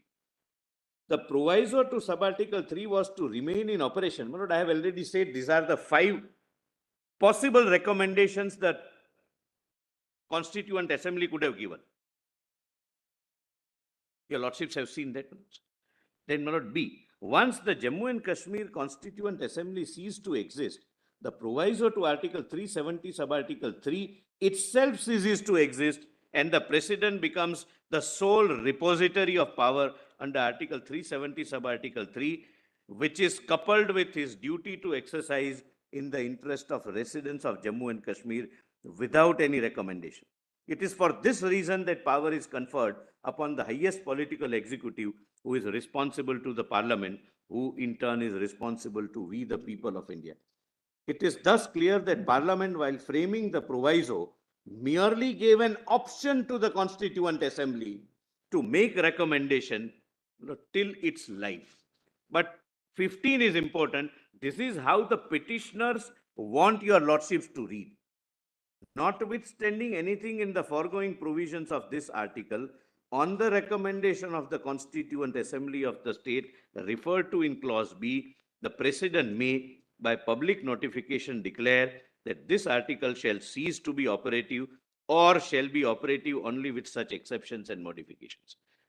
The very purpose that the concept of recommendation is provided in the proviso, Lord, leads to an inevitable conclusion that they wanted it to leave it an option to the Constituent Assembly during its life to make some recommendation. Otherwise, that proviso goes. Lord, they According to you, the proviso will not govern the substantive provision. cannot govern. Yes, my lords are right. I am obliged, my lord.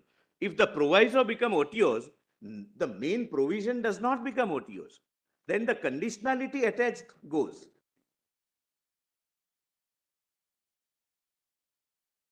Tail cannot verify. Yes, my learned friend is right. If this interpretation to Article 373 is not accepted, and the president's power is under Article 373 is taken away merely because the Constituent Assembly has ceased to exist without making any recommendation, it would create a devastating situation which could never have been envisaged by the framers of the Constitution, nor ever been conceived. If the president cannot exercise the powers under clause 3, it would mean that existence and exercise of power of the President of India provided for in the Constitution is dependent upon some decision or lack of it by a different body. Can we read a constitution that president's decision is dependent upon some outside body takes a decision or does not take the decision? If it takes, it's an option. If it doesn't take, you lost your option. The President of India cannot be denuded of its power by either they giving recommendation or at least not in absence of recommendation. Such an interpretation would never be given, as such contingency could never have been conceived. Then 17. Secondly, if mere absence of Constituent Assembly mentioned in the proviso to clause 3 is treated to be rendering the power of President of India nugatory, redundant, and unexercisable, it would mean that by using any provision under Article 371B and 1D, any provision of the Constitution can be amended and applied to the state of Jammu and Kashmir, and even the provisions which are part of basic structure, please mark this, my lord, this is what fell from my lord Justice call, that you are putting it at the higher threshold than the basic structure. Basic structure cannot be altered by constitutional amendment, but there is no such limitation in 1D. You can, they have chosen not to apply some of the fundamental rights, meaning thereby a permanent power is vested on two organs of the state to alter even the basic structure so far as its application to the state of Jammu and Kashmir is concerned. And this is very, very serious. Now, of course, my lord, it can never be done. Now all are at par. Even if the Constituent Assembly would have been in existence, the limited role stipulated, my lord, that I have already said, my lord, it is only recommendatory, and my lord, President could have taken any other decision. That may not be correct actually, because so long as the Constituent Assembly, it was not recommendatory. Look at the way the article is couched. Provided that the recommendation of the Constituent Assembly of the state shall be necessary. So it's not recommendatory in that sense. I'm sorry. Constitution always, let's put it very, Constitution as a supreme document in a democratic country will always face restriction, whether it's the judiciary, whether it's the president, whether it's the legislature. Lord, It's all I place. bow That's- down, but that's- my submission. Constitution is governance by limitation. With And, limitation. and the use of the words recommendation shall be necessary is a clear indication that it's not merely recommendatory, but that there has to be a recommendation before you exercise. Can your lordships read it a slight differently, the way, my lord, I read it? What is mandatory, the word shall, that you take recommendation. The recommendation is not binding, my lord. Otherwise, the Constitution would have said that it would and act accordingly. What is mandatory is taking the recommendation. That's another way of, my lord, interpreting. So the other part of the argument, we understand that the proviso, after the Constituent Assembly had done its job, is no longer applicable, but it doesn't affect the main part. We have main clause 3, we have, we'll examine that out. Yes. Now 19. The only constitutionally compliant way of interpreting Article 370 to achieve the ultimate goal of bringing the people of Jammu and Kashmir at par with the rest of the country and conferring them with all constitutional and statutory rights at par with the rest of the country is to either read an unfettered and plenary power of the President of India under Article 370 sub-Article 3 once the Constituent Assembly ceases to exist. Just now, Lord, I pointed that out. Or modifying the 370 sub-Article 3 by replacing the successor body. We went for the second, which according to me was not necessary. It could have been done without, my lord, any recommendation also.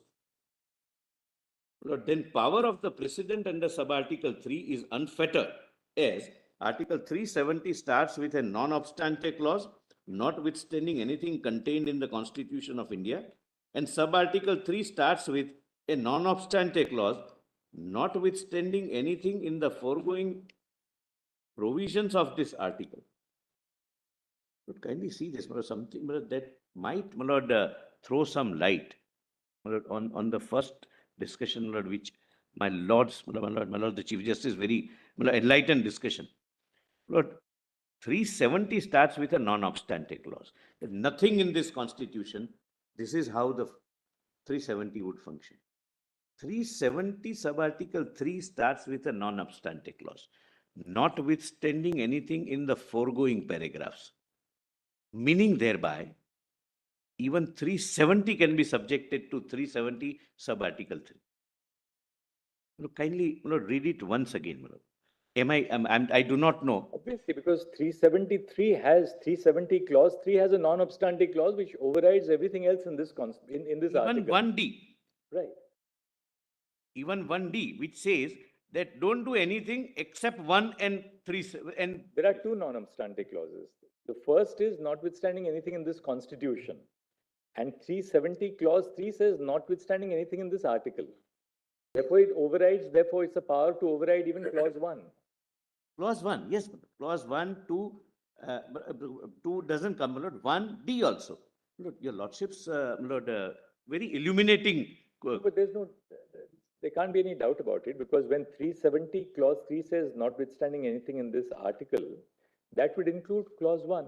There's no meaning thereby, modification in 370 itself was permissible through 367.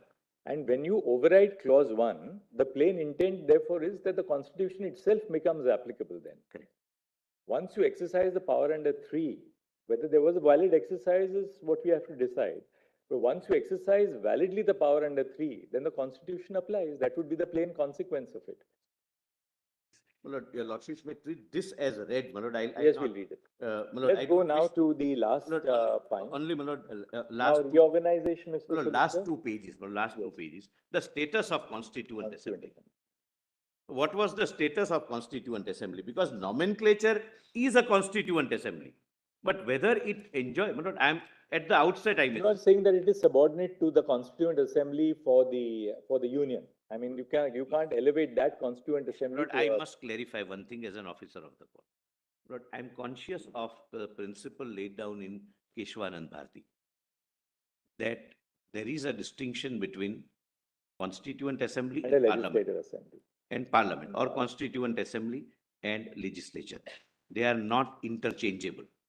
That's why, my lord, this submission, that here Constituent Assembly for all intent and purpose was a legislative assembly, not preparing a document of governance for a sovereign region, but was, my lord, kindly see, my lord, there are some arguments based on my lord, the judgment also, my lord. My lord, the position as far as the state of Jammu and Kashmir is concerned, even prior to coming into force of Article 1, was who created Constituent Assembly? The Maharaja, who signed instrument of accession and surrendered his sovereignty. Then he issued that proclamation. Your lordships are, my lord, remembering that now whatever constitution is framed would be binding on him. He subsequently, my lord, creates a constituency. So he could never have created a Constituent Assembly which would have a role independent of, larger than, or completely different from the Constituent Assembly of which he became an integral part. And at that time, my lord, the Jammu and Kashmir was an integral part of India. So the body which was created was known as Constituent Assembly, but was a subordinate creature, then, my lord, Constituent Assembly. And the Constitution of Jammu and Kashmir can never be put at the same pedestal as the Constitution of India, because the very birth of the Constituent Assembly of Jammu and Kashmir was because of Article 370. And in other words, according to you, the role of the Constituent Assembly of Jammu and Kashmir is the role which is created for it by our constitution, by the Yes, Constitution of India, of nothing India. beyond that. It cannot be beyond that, above that, or superior to that. It is subservient and subordinate. It never had original constituent power. My Lord, please see, my Lord, the constitution as we understand around the world, Lord, has certain attributes. Namely, it must be a document of governance providing for everything the way, my Lord, we have provided. This constitution has only certain aspects. Rest, my Lord, they leave it to the Constitution of India. For being recognized as a constitution, you must provide for a kind of sovereignty. I'm not on, my Lord, sovereignty means sovereignty, my Lord. It's not autonomy. And sovereignty would mean right to acquire new areas and right to cede new areas, right to acquire territory and right to cede territories, which we have in Article 1, 2, 3, 4. Constitution of India has. Lord, none of the attributes of a constitution, so to say, Lord, can be attached to this constitution. It was a piece of legislature recognized, accepted, and known till 5th of August and 6th of August 2019 as constitution. But for all intent and purposes, my Lord, it was, my Lord, even the preamble of the constitution doesn't say so. A preamble of constitution of Jammu and Kashmir doesn't say so. That this is a document which is a constitution. It merely says, Lord, please see the the preamble of Jammu and Kashmir constitution. It says, with a view to further define our relationship with Union of India. It doesn't say that we are creating a constitution of our governance. So please see, that's the only purpose. They say, we the people of Jammu and Kashmir, with a view to, I'll just read for your lordship, my Lord.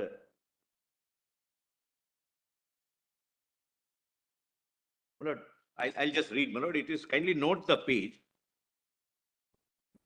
Volume 2, page 16. Your lordship need not open. I'll just read. Even preamble doesn't say that it has attributes of a constitution per se. We, the people of the state of Jammu and Kashmir. Mr. Solicitor, there is another more fundamental reason why your argument may be correct, which is this. Look at Section 5 of the J&K Constitution. It says the executive and legislative power of the state extends to all matters except those with respect to which Parliament has the power to make laws for the state under the provisions of the Constitution of India. So once the Constitution of India defines which is the area in respect of which Parliament has the power to make laws, then that is denuded from the jurisdiction of the Jammu and Kashmir Legislative Assembly. Now we have seen how progressively the ambit of the legislative domain of Parliament was expanded. For instance, initially the entire concurrent list was outside the power of Parliament. Correct. You had only certain entries in list 1, the union list. I am obliged. Right? Subsequently, the concurrent list was brought in. Once the concurrent list is brought in within the domain of Parliament, to that extent, the legislative domain of the Jammu and Kashmir Legislative Assembly is denuded. Then entry 97 was wholly outside the purview of Parliament initially. Later on, as we see, entry 97 is also gradually brought in within the purview of Parliament, albeit in the context of laws affecting the sovereignty and integrity of India, terrorism, so on and so forth. Therefore, it's very obvious from Section 5 of the J&K Constitution that once the Constitution of India prescribes a certain legislative domain for Parliament, then that is progressively denuded from the legislative ambit of the J&K Legislative Assembly. And that was not fixed as of 1957. Another very important feature is that Section 5 does not fix the ambit of the legislative or executive domain of the J&K government and the Legislative Assembly as of 26th of January 1957. Correct. In fact, it contemplates that what the Constitution of India will prescribe for Parliament will be outside the domain of the of our domain. In that sense, it is always intended to be subservient to the Constitution of India. And my Lord, it's not really a document which has equivalent cannot. effect. And that's what the 147 makes these provisions unamendable. Section 147. Section 147. 3 and 5 cannot be amended. Otherwise, what happens? Lord, this is amendable. This constitution, if it would have survived, was amendable by the Legislative Assembly. So, they can amend their preamble and academically, potentially, can become a theocratic state because secularism was not applicable. All right, Mr. Solicitor, I think we've gone through your Article Yes. 370 note. Now what, your Constituent Assembly note, now what's the Lord, now, Lord, my Now you have to deal with the important part about states reorganization and the conversion of yes, Lord. the state into a UT. How do you answer that? Lord, I'll take a little time on this one, not unrealistic time, but there are 3-4 judgments, Lord, which are direct judgments. All right. Well, your lordships would bear in mind the difference between our constitution and, say, Constitution of America, where there is a contract between the state and the federal government, and that is how they form the United States. The federal government doesn't have the power to even alter the boundaries of the states because it's a different and distinct. There was no contract between the states and the federal government in the US. Internal. The 13 colonies came together to form a union, and they surrendered some powers to the union. To the union, otherwise retaining, my lord, some of the states have its own Supreme Court, etc. My lord, whenever, my lord, a nation like ours and the federalism which we have accepted, which is, my lord, kind of leaning towards unitary feature. I'm not arguing on that unitary versus federalism. But at times, the nation requires to rejudge the boundaries and the status of their states. So there are several considerations. And therefore, at the outset, my lord, I may point out that this is a case, one of its type, which is not to be encountered, my lord, by the court. For example, if Gujarat was to be bifurcated or Madhya Pradesh was to be bifurcated, the parameters would be different. But when Jammu and Kashmir, considering its very strategic importance, border state, history of terrorism, history of, my lord, infiltrations, history of outside influence, outside means outside the country, etc., Lord, there would be several considerations in the mind of the government.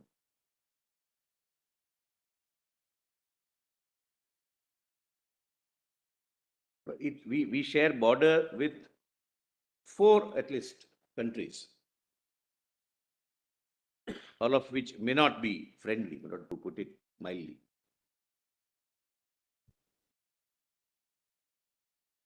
That's what I say. Argument based on border states has a problem. We have many states on the border. No, history also, Manoj.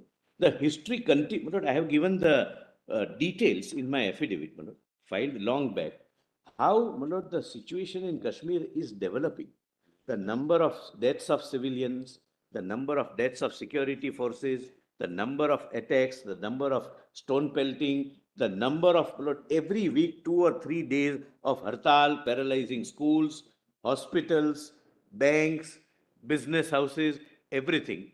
Lord, all these are policy considerations. Lord, whenever a state reorganization takes place, not only there are policy considerations as to why the state needs to be reorganized, but there is always a blueprint as to what the central government would do after the state is reorganized. How to bring, my lord, in a peculiar facts of this case, my lord, the youth in the mainstream, how to ensure that they are gainfully employed, how to float certain schemes so that people on the bordering or who are continuous, Lord, facing the attacks of shelling, etc., are now getting a sense of confidence that the government has not left us, etc. There are several considerations that we will have to start with, say, democratic local self-government elections so that the people participate in the internal local self-government institutions for their own good. The source of the power to reorganize, which is with the Union of India, is the same. 3 and 4. Right? Parameters would differ. But therefore, A, do you concede that power to the union in respect of every Indian state? You're not saying that you should concede that, no, this only exists for J&K, it exists for every Indian state, right? The power is for all. Once you concede that power to the union in relation to every Indian state, how do you ensure that, you know, the kind of abuse that they apprehended, we are now not defining it for today, but what we lay down would be the law for the last. But I Until had it is that- revised by some larger bench at some point of time. But how do you ensure then that this power will not be used, my lord, in case of others. My lord, that was my worry. I share your lordship's worry, and therefore, my lord, I started by saying that your lordships are dealing with a one of its kind situation, which is not going to arise, my lord.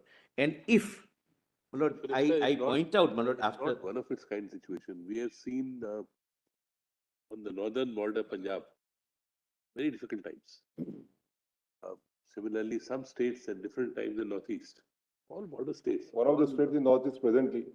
Presently, many none of times them. as because of whatever reasons near the border, we can't choose our neighbors, as they often say. We have had problems. Correct. So the worry which Chief Justice expresses is that tomorrow, if there is a scenario of order, can each of these states face this problem? And why each of these states only, my lord? It can happen to, my lord, for example, Madhya Pradesh or Gujarat or any state. Your argument from the borders is what I'm testing. See, there are states which are on border of other countries where situation may not be very palatable. Now, at least those border states, I understood your argument that these border states are category by themselves. How do we distinguish between Jammu and Kashmir and any other border state? I'll just, my lord, I'm grateful for, I'll point out. My lord, none of the border states, take, my lord, northeastern states or Punjab, as your lordships gave an example. Uttarakhand has a border state?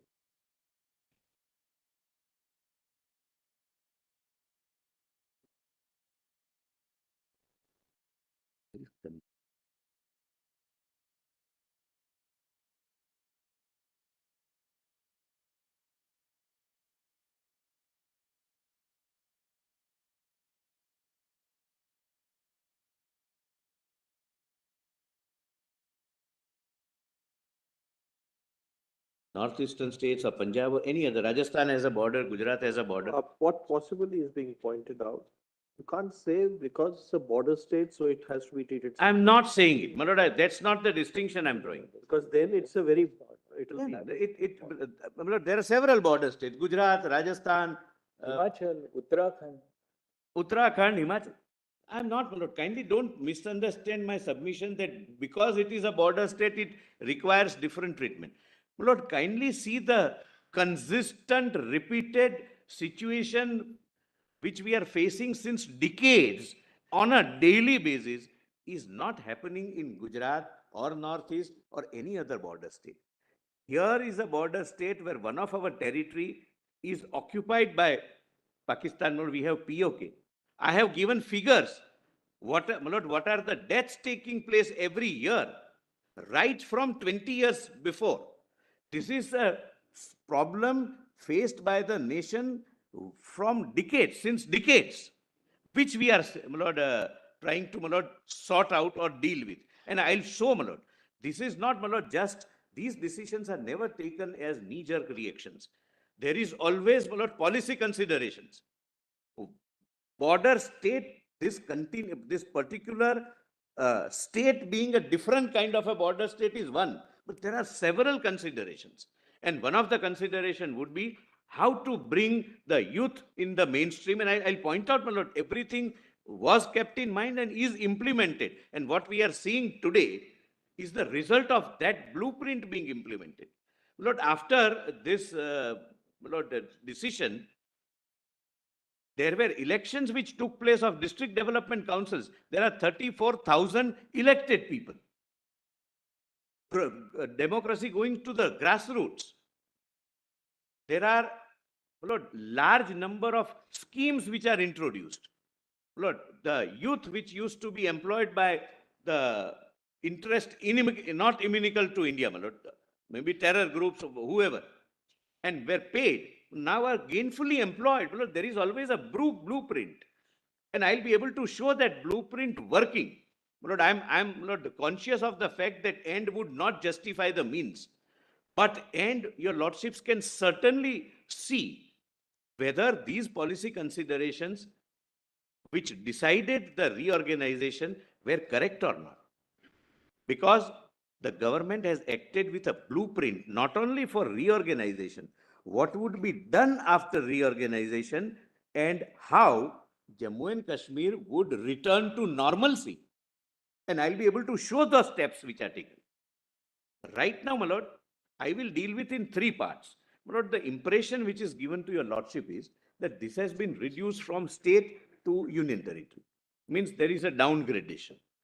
And my lord, there are some other factually incorrect statements were made, my lord, by one of the council, my lord, who argued for reorganization, against reorganization, that we lost this, there is no representation, there is no consolidated fund of India, we can't participate in election of president, our seats in the parliament is gone. Let's look at it at the first level, basic level, the textual level of the constitution.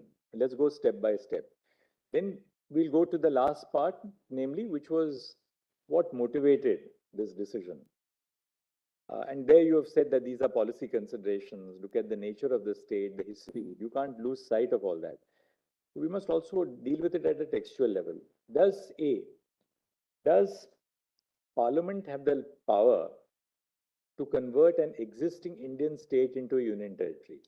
Yes. If it does have that power, how do you read Article 3? If you can just assist us on, that's the basic textual question. Lord, yes, Lord, there are, my lord, specific judicial pronouncements on. No, but we will go to the judicial pronouncements. I'll Why don't you actually first look at the text of the statute? Before that, of the Constitution. may I request your lordships to have a just bird's eye view of the Reorganization Act itself? No one has shown that, my lord, to your lordships. I want your lordships to see that. We look at the Reorganization Act. That will provide us. I'm not reading every part. I'm just taking your lordship through the titles. Lord, nobody has read, my lord. And first, that's worrying us. Let's look at the source of the power. Kindly come to, my lord, Article 3. Just in a minute or so. Yes. Just how you interpret Article 3. Article 3. Also, I would like to know whether it's some kind of a, what is the nature of exercise of that power? Is it a permanent exercise of power? Is it a temporary exercise of power? What is No, that? it is, my lord, I must, Lord, let me answer that straight. Lord, this question was put in the parliament when the reorganization bill was passed. Lord, I'll just read, my lord, the statement of the honorable minister on the floor of the house. So the union territory here is not intended to be a permanent territory. No, my lord. All right. And that's what, my lord, I'm making. Question number two. Yes. Number two. How impermanent is it? And question number three, when are we going to have elections? I understand, my lord. So that is why, my lord, I was going to show to your lordships the steps taken to ensure that we reach that stage. I will show those steps. All right. Now let's go to Article 3. Article 3. Article 3, formation of new states and alteration of areas, boundaries, or names of existing states. Lord, first, my lord, before that, please read, my lord, explanation 1 so that your lordships can read in that context. In this article, in clause A to E, state includes a union territory, but in the proviso, state does not include a union territory. Correct, my lords? So wherever you read state, read union territory. Union territory, except the proviso. So now let's read clause Yes, A yes. in the light of that. Yes, ma'am. And my lord, this very reorganization has been subjected, and my lord, this honorable court has said that it is permissible. This reorganization act has passed the muster of your lordships under 3 and 4. The judgment I'll show. Parliament may by law form a new state by separation of territory from any state or by uniting two or more states or parts of states or by uniting any territory to a part of any state. So, my lord, I would read, Parliament may by law form a new union territory by separation of territory from any state or by uniting two or more states, we are not concerned, or parts of the state, again, we are not concerned. So there is a power of having two union territories out of one state. Then B, increase the area of any state, diminish the area of any state, alter the boundaries of any state. But here, this would also result. Does clause A contemplate a situation when the entirety of a state can become a union territory? There are two. Jammu and Kashmir and Ladakh. And there is nothing, my lord, which Does prohibits. clause A contemplate a situation where an entirety of a state can become, say, more than one union territory? What you have done? It can, my lord. I'm not answering that question because that doesn't arise here.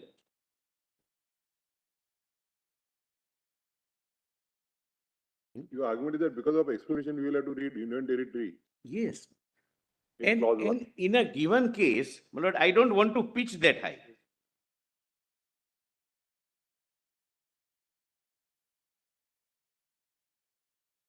Clause A, the problem. Form a new union territory, we will not read it as state. Form a new union territory, singular will include a plural. So form more than one union territory, no problem. Form a new union territory by doing what? By separation of territory from any state. Territory means geographical area. Right. So from the state of J&K, you carve out a territory and form, say, a union territory of Ladakh. Jammu, Kashmir and Ladakh. But I don't want to, my lord, pitch that high. But otherwise, it would not prohibit even a state being made union territory. But that's not the question we are dealing with, my lord. So the first part of clause A, in other words, according to you, form a new union territory by separation of territory from any state. And Would singular. contemplate a situation where you have a larger state and you contemplate the creation of a union territory by separating out a territory. In this case, you separated out a territory to form the union territory of Ladakh, and then the remaining you carved out and said this will be the union territory of. It will not amount to reading. Suppose you had not carved out Ladakh and you had declared the whole thing as a UT. There is no restriction in doing that. I don't wish to pitch it that high. I'm going to test and understand. Suppose you create one UT only. Then it is form a new state by separation of territory from any state. That has not occurred. No UT has been carved out. Or by uniting two or more states or part of the state, or by uniting any of the territory into part of the state. How will it apply? Suppose you had not carved out Ladakh. Possibly, Whole possibly. state. So then the power would be the conversion of any state into a UT. That possibly The is. fact that you carve out a part of a state. Possibly, your lordships are right. That is not. a higher this thing. That is possibly not contemplated, subject to. But form a new state, that is form a new union territory That's the proposition. by separation of territory from any state. So separation is necessary. So if you don't separate and create, you really, how do you contemplate converting a state into UT? And if, I'm just saying for the sake of argument, if that is not possible, can you do that by carving out the UT and making the other also UT? There is no restrictions. And this is how, my lord, it is understood by your lordships also. Because, for example, my lord, Assam, Tripura and Arunachal became UT first and thereafter became state. Assam remained a state, that's the distinction. But Assam could have also become a UT. There is no restriction. That's what I'm saying. See, just carving out Ladakh as a UT is, I would say, less complicated in its nature. So therefore, to test the proposition, I'm saying, suppose you don't carve out UT, Ladakh. You decide that the whole state should be a UT. So can you do that and say J&K state will remain as it is as boundary, but from state it becomes a UT? When we want it, we'll reconvert it back to the state. My lord, my first reading is separation is necessary. That's my first reading. That is what is a little. Because that question we are not faced, my lord, right now in this. So the question will arise to test it that if you cannot convert a state into a UT, then can you carve out a UT? Is fine. But in the bargain, also say that what I could not do without carving out a UT, I can do it now by making both of them the UT. No, This is the because I had proposition a which is- separate reason to carve out Ladakh as a separate UT. You may, no difficulty, that's your decision. That's why I'm saying this less complicated Yes, by its nature, carving out a UT. here it's less complicated. Reducing both parts of the carved out and the pre-carved out. So suppose Assam, you carved out a UT. But you say, no, we carve out a portion of the Assam as UT and also convert Assam into a UT. That's the testing proposition. It would be an extreme Lord, example, but for the purpose of testing, Lord, That's what I- there can be two answers. A, separation would be necessary, and if separation takes place, Lord, that doesn't take place if one state is declared UT. So That- one state cannot be What declared. is troubling me, whether Your lordships are right, my lord. One state possibly, my lord, under 3 cannot be declared as UT. But here, it is nobody's case that we declared Ladakh as UT to come out of this embargo. It's nobody's case. We had separate reasons. Mr. Solicitor, there may be another way of looking at it. Apropos the theme with which you began, which is the general situation in Jammu and Kashmir. As we see, the creation of union territories post-independence, you have on the one hand examples like Chandigarh, which was carved out during the Punjab Reorganization Act and remained a union territory. It is a permanent union territory. It was a part of state. It was a part of a state and became a union territory to be the common capital for two sister states. That's one. Then you have a progression where certain areas of existing states became union territories in the progression of making them states. That's the Northeast. For instance, you have Mizoram, you have Manipur, you have Tripura. They were part of states. They become union territories, but that's in the process of making them into a stable administration to become states. You can't immediately make them states. Parliament can certainly make that. Today, the situation is not right to make them full-fledged states. Today, we will carve them out, give them the status of a union territory at a future point of time when Parliament feels that, well, they now are sufficiently stable institutionally, we will make them as states, which we did in the Northeast. To put something, perhaps you may look at what we are trying to suggest. Why is it not possible for the union to say that, well, right now, say in a case of a particular state, we have such an extreme situation in terms of national security, in terms of, other... We want direct control. that we want for a certain stipulated period that a union territory should be created. But this creation of a union territory is not a feature of permanence. But this shall then again progress back to its position of a state. Removing the reasons why it was required to be Should the converted. union not have a control for a certain stipulated period to bring stability? Because ultimately, let's face it, whether it's a state, whether it's a union territory, all of us have survived, the nation survives. Yes, Right? doubtlessly. If the nation itself doesn't survive, there's no question, there's no relevance of states or union territories. So is it not, should we not give that allowance to Parliament to sort of postulate that for a certain period, in the interest of the preservation of the nation itself, in the interest of the preservation of the union itself, we want for a certain stipulated period that this particular state should go into the fold of union territory on the clear understanding that this shall revert to a position of a state over a period of time. You can't lay down that period in a given case. In a given case, it may be 6 months. In a given case, it may be 1 year. But that progression, I think the government has to also make a statement before us. My lord, That look, that progression back to a state has to take place. It can't be a union grateful. territory in permanence. I'm grateful, my lord. That's exactly, I'll read, my lord, after the lunch. That's exactly the statement made on the floor of the House. I'll read, my lord, that statement, that this is not a permanent feature. After the situation returns to normalcy, we want it to become a state again. I'll read, my lord, that statement. And then after lunch, we would also have we don't want to bind you down to because we are conscious of the fact that these Look, are there are- matters of national security. We understand that, ultimately the preservation of the nation itself is the overriding concern. But without putting you in a sense of a bind, both you and attorney may seek instructions at the highest level. Is there some time frame in view? No, time frame, no, I'll take instructions once followed from your lordships, but I'll show the statement made on the floor and the efforts made. And the statement is, once the efforts are fruitful and everything is normal, then, my lord, there is a, but I'll. Because equally, Mr. Solicitor and Mr. Attorney, restoration of democracy is a very important. Absolutely. It's a vital Lord, in component for our nation. in We can't have a 2020 situation where you have. But not only one thing, but give me a second more. In 2020, for the first time in the history, the local government elections took place. 34,000 people are now elected people, which is possible only because of. Therefore, the progression, we take your point. We take your point that the progression has already begun. Yes, madam.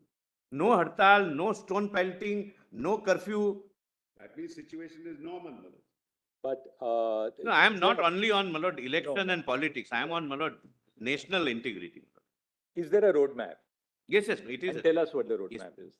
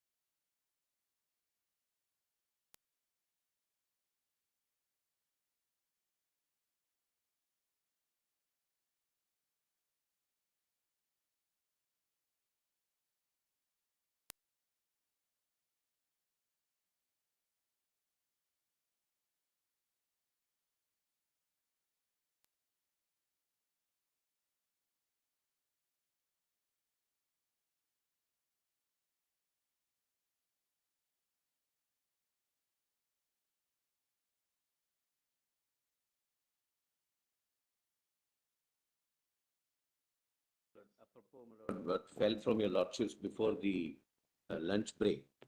Lord, I have taken instructions, my lord, hurriedly. Lord, the instructions are that UT is not a permanent feature. But I'll make a positive statement, my lord, tomorrow, that is day after. Because I'll have to, we'll meet, my lord. For Kashmir, Jammu and Kashmir, Yes, yes, my lord, not not Ladakh. Ladakh. Ladakh would remain UT, my lord. That's what we have understood, my lord. But we'll meet personally, my lord, learned AG and me, and we will make a statement. But I must tell your lordships, my lord, so far as Ladakh, as my lord, I have already pointed out that local body in terms of district development council elections took place in 2020. And so far as Ladakh is concerned, it consists of two units. Units, my lord, is a loose word I am using. That is Leh and Kargil. Kargil. Lord, election to Ladakh Autonomous Hill Development Council, Leh, is held in October 2020 for 26 seats. And for Kargil, it is going to be held on 10th of September 23. So Ladakh election would be over. But I may, my lord, your lordships need not open, my lord. It is volume 10, document compilation volume, page 763.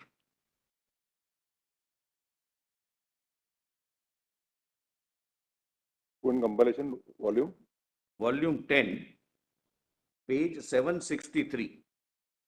But I am reading 4 lines from Lok Sabha and 4 lines from Rajya Sabha, because something said on the floor of the house has its own sanctity. Therefore, my lord, I am reading it.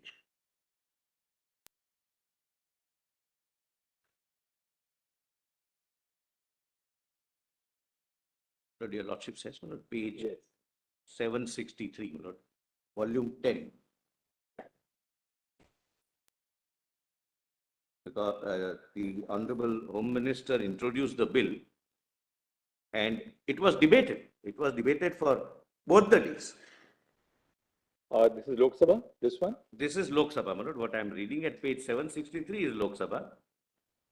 All members participated in the debate and my lord, relevant is the last para.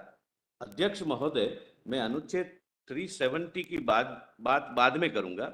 सबसे पहले मैं इस चर्चा में काफी सारे सदस्यों ने भाग लेते हुए कुछ चीजों के बारे में जानना चाहा है, कुछ मुद्दे भी उपस्थित किए हैं जिनका मैं सबसे पहले जवाब देना चाहूंगा.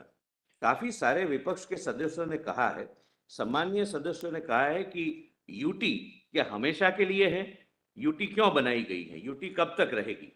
सोएन सो ने भी कहा.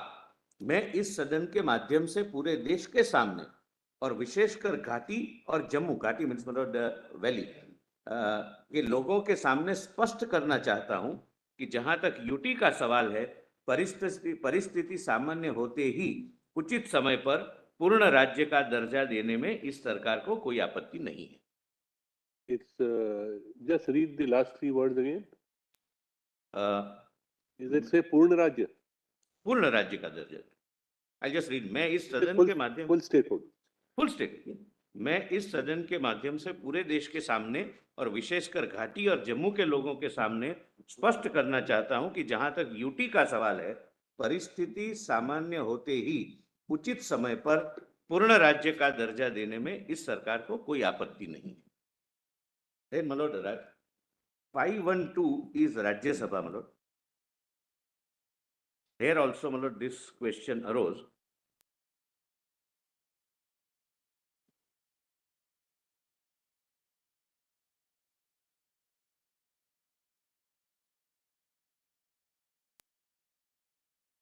Lord, somewhere 10th line from the top, my lord, it starts with कई माननीय सदस्यों. But I am on page 162. I'm sorry, page 512.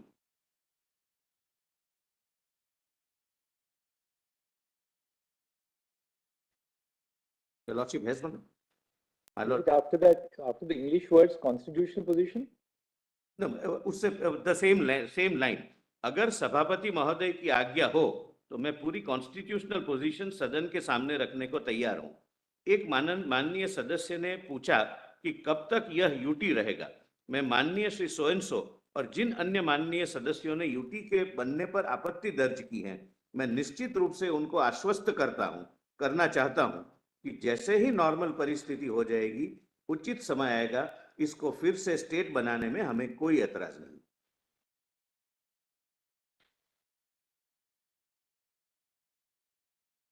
मैं आज इस सदन के माध्यम से जम्मू कश्मीर की जनता को भी कहना चाहता हूं कि जम्मू कश्मीर भारत का मुकुटमणि है और इसमें कोई मतभेद नहीं है।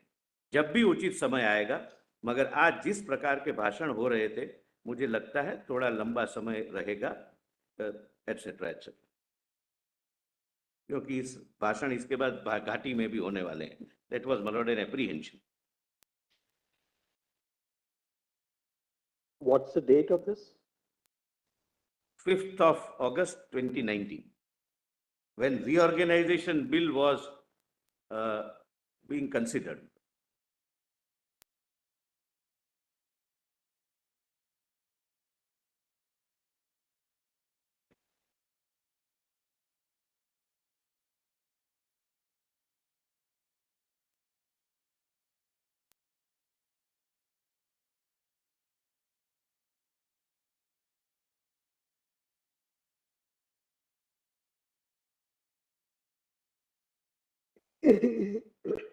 May I quickly, my lord, take your lordships through the judgments, my lord, on Article 3, 4, whichever way, my lord, your lordships would like me to go.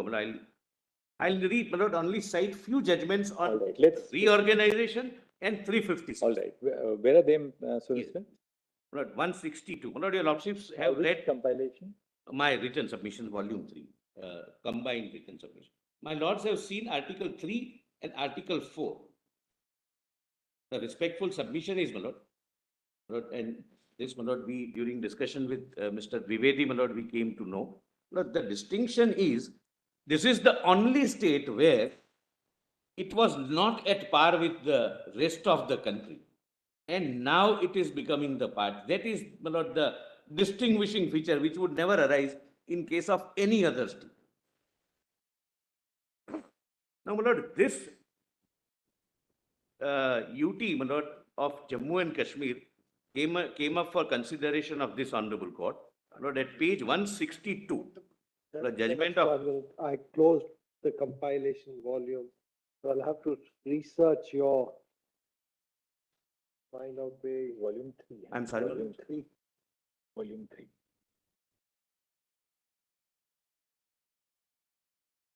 Which you are reading. Yeah. My written submissions.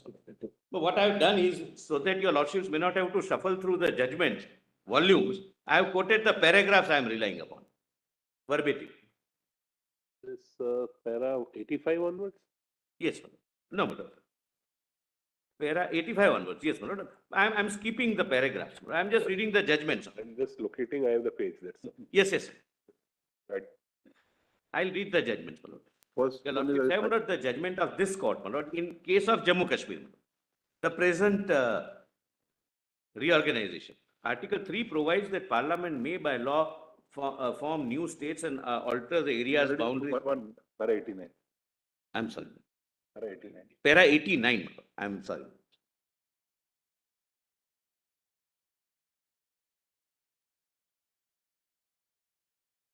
May I read? Yes. Article 3 provides that Parliament may by law form new states and alter the area's boundaries or names of the existing states. The explanation 1 provides that in clauses A to E and Article 3, a state includes union territory. Thus, explanation 1 makes it amply clear that the power of Parliament under clause A of Article 3 to make a law to form a new state or to alter a boundary of a state includes a power to make a law to form a new union territory. Explanation 2 clarifies that power conferred by clause A on Parliament to enact the law to frame a new state includes a power to form union territory by uniting parts of any state or union territory to any other state or union territory. Lord, kindly come to para 26, my lord, at page 163. On conjoint reading of Article 3, 4 and 239A, we find that Parliament, by making a law, can convert an existing state into one or more union territories. B. Parliament is empowered by law to create a body of legislature for the union territories of Puducherry and Jammu and Kashmir. Accordingly, subsection 2 of section 14 of Jammu and Kashmir Reorganization Act provides that there shall be a legislative assembly for union territory of Jammu and Kashmir.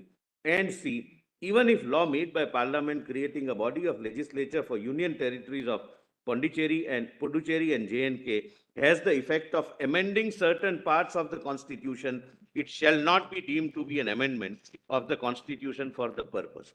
But if your Lordship sees holistically Article 3 and Article 4, and I am saying this academically, I am not pitching it, my lord, for this particular case. But there is nothing, if we read as a common scheme of, my lord, reorganization, that one state, for a good reason, the threshold of your lordship satisfaction would be higher, can be converted into UT. Because 4 says some incidental provisions can even include something which may otherwise amount to amendment, but would not be treated as an amendment under 368. Then, my lord, Pradeep Chaudhary, my lord, I am skipping. Your lordship. 1 and 2 were made applicable to Jammu and Kashmir. No? Yes, but what happened was, during the first arguments of the petitioners, they pointed out the Article 3 as applicable to the state of Jammu and Kashmir, which provided that nothing can be done without consent of Jammu and Kashmir Assembly. Without pointing out to your lordships that before this Reorganization Act was placed before the House, the entire Constitution was made applicable. Therefore, that proviso goes. Now, what Article 3 your lordships have applied, my lord, when this reorganization took place. Lord, I hope I am able to make myself clear. What was shown was the earlier Constitution as applicable to Jammu and Kashmir, Article 3 as applicable to Jammu and Kashmir, which provided for a mandatory consent. But first, the President issued 272, CO 272, applied the whole Constitution, meaning thereby what we are reading now as Article 3 was Article 3 when reorganization took place.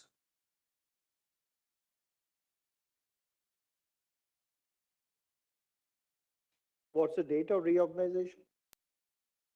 What's the date of reorganization? It was passed on 6th of August.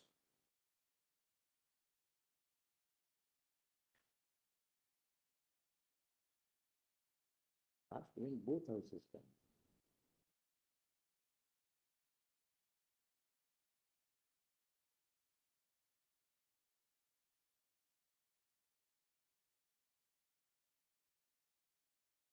Lord, this is, Berubari is considered. Lord, Berubari, your lordships are aware, my lord, has no application. A part of India was being ceded to some other country. That was the concept. That was the fact situation arising in Berubari. There was a mistake in Berubari, which 5-judge bench in Ram Kishore notes and corrects. And thereafter, there is an amendment to the Constitution, knowing that now there was a mistake in Berubari. I'll show, my lord. Please come to para 91 at page 164. Only, my lord, the relevant parts I have quoted and I'll read. This is a 5-judge bench, my lord, speaking to my Lord Justice Gajendra Gadkar. Before proceeding to deal with the points which have been raised before us by Mr. Mukherjee on behalf of the appellants, it is necessary to advert to the opinion expressed by this court in re the Berubari Union and Exchange and Enclaves, so-and-so. The Berubari Union at para so-and-so, with a view to correct an error which has crept into the opinion through inadvertence. On that occasion, it was urged on behalf of the Union of India that if any legislative action is held to be necessary for implementation of Indo-Pakistan Agreement, a law of Parliament relating to Article 3 of the Constitution would be sufficient for the purpose, and that it would not be necessary to take any action under Article 368. This argument was rejected. In dealing with this contention, it was observed by this court that the power to acquire new territory and the power to cede a part of the national territory were outside the scope of Article 3C of the Constitution of India. This court then took the view that both the powers were essential attributes of sovereignty and vested in India as an independent sovereign republic. While discussing the significance of the several clauses of Article 3 in that behalf, it seems to have been assumed that union territories were outside the purview of the said provisions. In other words, the opinion proceeded on the basis that the word state used in all the said clauses of Article 3 did not include the union territories specified in the first schedule. Apparently, this assumption was based on the distinction made between the two categories of territories by Article 1(3). In doing so, however, the relevant provisions of the General Clauses Act were inadvertently not taken into account. Under Section 358B of the said Act, state, as respects any period after the commencement of the Constitution, 7th Amendment Act shall mean a state as specified in the first schedule to the Constitution and shall include a union territory. This provision of General Clauses Act has to be taken into account in interpreting the word state in the respect of clauses of Article 3, because Article 367(1) specifically provides that unless the context otherwise requires, the General Clauses Act shall, subject to any adaptations and modifications that may be made therein, under 372, apply for the interpretation of this Constitution as it applies for interpretation of an act of legislature. Therefore, the assumption made in the opinion that Article 3 in its several clauses does not include union territory is misconceived, and to that extent, the incidental reason given in support of the main conclusion is not justified. My Lord, after this judgment, my Lord, 18th Constitution Amendment is made. Judgment is, my Lord, 27th August 66. I'm sorry, the judgment is 1965. What is the date in 1965? Lord, I'll just, the Lordship may give me a minute. The amendment is, my Lord, 27th August 68. 27th August? 66. 27th August 66. And just give us Ram Kishore's.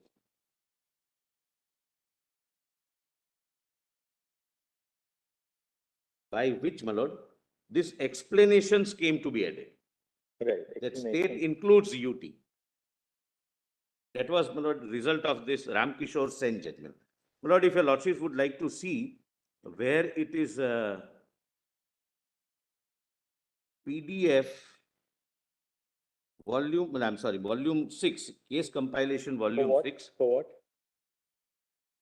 Ram Kishore judgment. Ram Kishore judgment. Your Lordship wanted Ram Kishore judgment? Yes, sir. Just the date. Just give us the date, that's all. My Lord, 11th August 1965. All right. This is prior to. Now, your Lordship, my Lord, kindly directly go to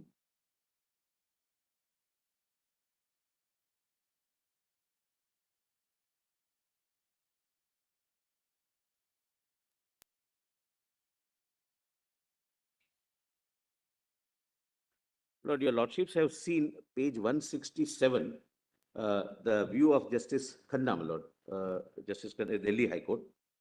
And thereafter, my Lord, I'll read Mangal Singh little later because it's not, my Lord, quoted here. Please come to 169, page 169. State of West Bengal.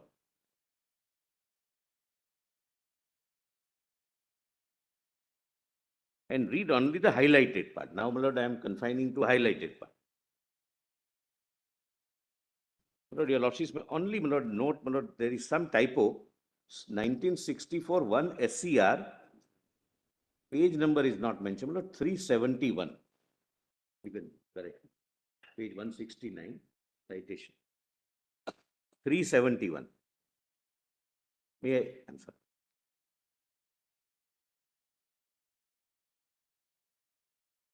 Look, this is a judgment by 6 honorable judges bench. The legal sovereignty of Indian nation. Your Lordship, guess, my Lord, Justice called, my Lord, para 101. 101. The judgment is, my lord, State of West Bengal versus Union of India. Yes. Legal sovereignty of the Indian nation is vested in the people of India, who, as stated by the preamble, have solemnly resolved to constitute India into a sovereign democratic republic for the object specified therein. The political sovereignty is distributed between, as well as we will presently demonstrate, the Union of India and the states with greater weightage in favor of union. Kindly come down, my lord, to para 35 of the judgment, only the underlying portion. There are no independent constitutions of the states apart from the National Constitution of Union of India. Chapter 2, Part 6, from Article 152 to 237 deals with states, the power of legislature of the states, the power of executive and judiciary. What appears to militate against the theory regarding the sovereignty of the state is the wide power with which the parliament is invested to alter the boundaries of states and even to extinguish the existence of a state. There is no constitutional guarantee against alteration of boundaries of the state. By Article 2 of the Constitution, the Parliament may admit into the Union or establish new states on such terms and conditions as it thinks fit. And by Article 3, the Parliament is by law authorized to form a new state by redistribution of territory of a state or by uniting two or more states or parts of states or by uniting any territory to a part of the state, increase the area of any state, diminish, etc. Then 4 lines from thereafter, Parliament. The word starts with Parliament. Parliament is therefore by law invested with authority to alter the boundaries of any state and to diminish its area so as even to destroy a state with all its power and authority. That being the extent of the power of Parliament, it would be difficult to hold that the Parliament which is competent to destroy a state is, on account of some assumption as to absolute sovereignty of the state, incompetent effectively to acquire by legislation designed for the purpose of property owned by the state for government purposes. Then next is, my lord, again, Babulal Parate is 5 judgment. Babulal Parate, this is different, my lord, not that 19(1)A judgment. That is also Babulal Parate, my lords, recollect, my lord, freedom of speech and expression.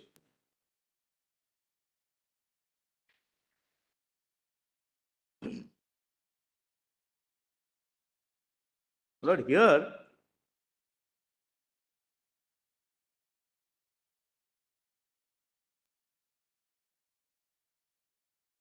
views, my lord, the assembly's views were taken from Bombay Assembly for ABCDE areas. And when the Reorganization Act, Act was passed, my lord, it was some additional areas were also, my lord, therefore that was under challenge. We proceed now to consider these contentions. It is necessary to state at the outset that our task is to determine on a proper construction the true scope and effect of Article 3 of the Constitution with particular reference to second condition laid down by the proviso thereto. We bring it to our task such consideration as are germane to the interpretation of an organic instrument like the Constitution, but it will be improper to import into the question of construction doctrine of democratic theory and practice obtaining in other countries unrelated to the tenor, scheme and words of the provision which we have to construe. Lord, kindly come to the later part, my lord. Article 1 of our Constitution, Lord, somewhere in the 10th line from bottom of 170. Does your lordships get me? Yes. Article 1 of our Constitution says that India is a union of states and the territories thereof are specified in the schedule. There is therefore no difficulty in understanding what it meant by expression state in Article 3. It obviously refers to states in the first schedule, and the legislature of state refers to the legislature which each has under constitution. That being the position, we see no reason for importing into the construction of Article 3 any doctrine, consideration of the sanctity of rights of states, or even for giving an extended meaning to the expression state occurring therein. None of the constituent units of Indian Union was sovereign and independent in the sense the American colonies or Swiss cantons were before they formed their federal unions. The Constituent Assembly of India, deriving its power from the sovereign people, was unfettered by any previous commitment in evolving a constitutional pattern suitable to the genius and requirement of the Indian people as a whole. Unlike some other federal legislatures, Parliament representing the people of India as a whole has been vested with the exclusive power of admitting or establishing new states, increasing or diminishing the area of an existing state, or altering its boundaries, the legislature or legislatures of the states concerned having only the right to an expression of views on the proposals. It is significant that for making such territorial adjustment, it is not necessary even to invoke the provisions governing constitutional amendments. Then, my lord, Raja Rampal, only one line, my lord, I'll now coming down to one line, my lord, kindly, my lord, appreciate. It says India is an indestructible union of destructible units. Raja Rampal, my lord, again, 5-judge bench.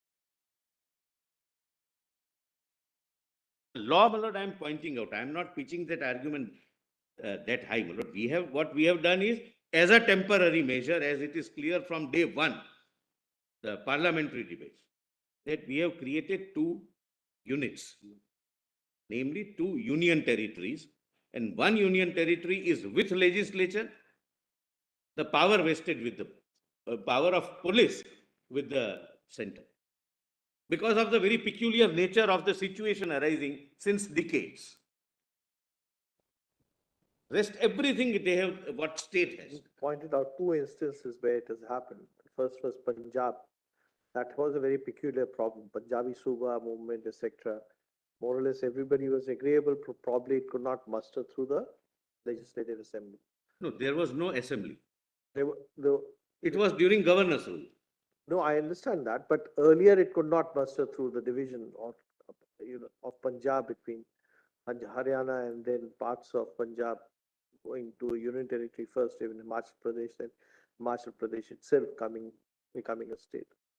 And then probably Cochin and Travancore is the other example which is given. The third is this.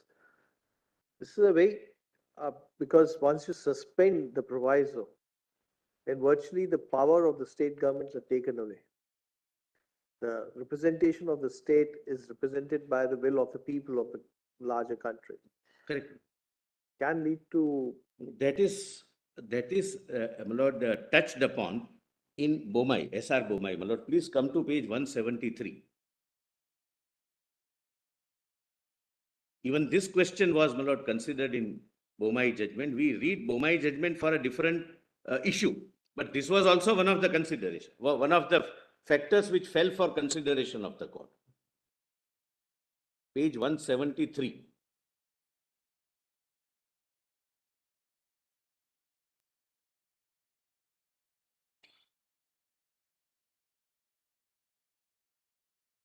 Where the court considers what is the scope and ambit of the state's views.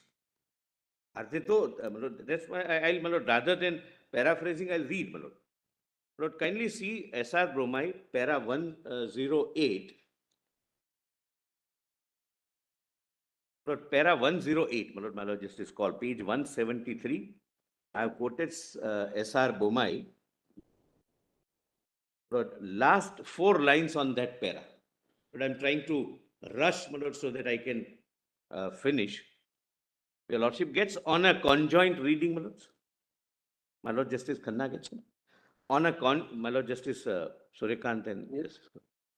On a conjoint reading of these articles, it becomes clear that Parliament has the right to form new states, alter existing states, or the name of any existing state. Thus, the Constitution permits changes in the territorial limits of the states and does not guarantee their territorial integrity. Even names can be changed. Under Article 2, it is left to Parliament to determine the terms and conditions on which it may admit any area into the Union or establish new states.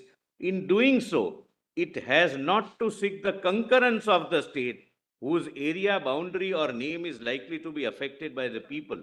All that the proviso to Article 3 requires is that such cases the President shall refer the bill to the legislature of the states concerned likely to be affected to express their views.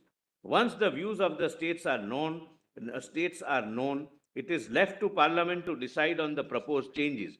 Please, my Lord, note, Parliament can, therefore, without the concurrence of the states or states concerned, change the boundaries of the state or increase or diminish its areas or change its name. These provisions show that in the matter of constitution of states, Parliament is paramount. This scheme substantially differs from the federal setup established in the United States of America.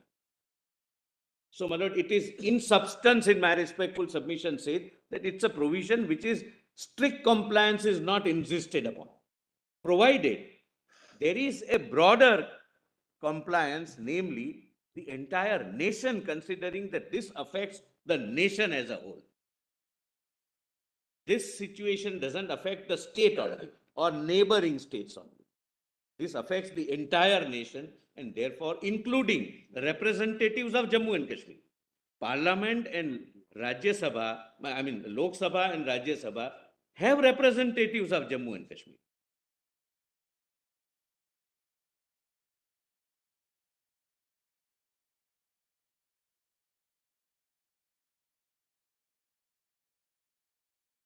So, these are my judgments on 3 and 4. Would your Lordships like to have a bird's eye view of the Act?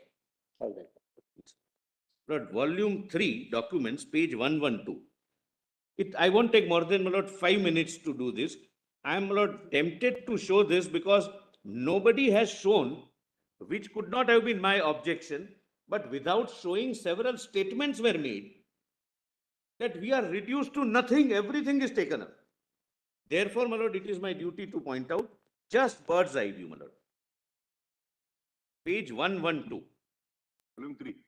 Volume 3, document volume 3, my Lords. Page 112.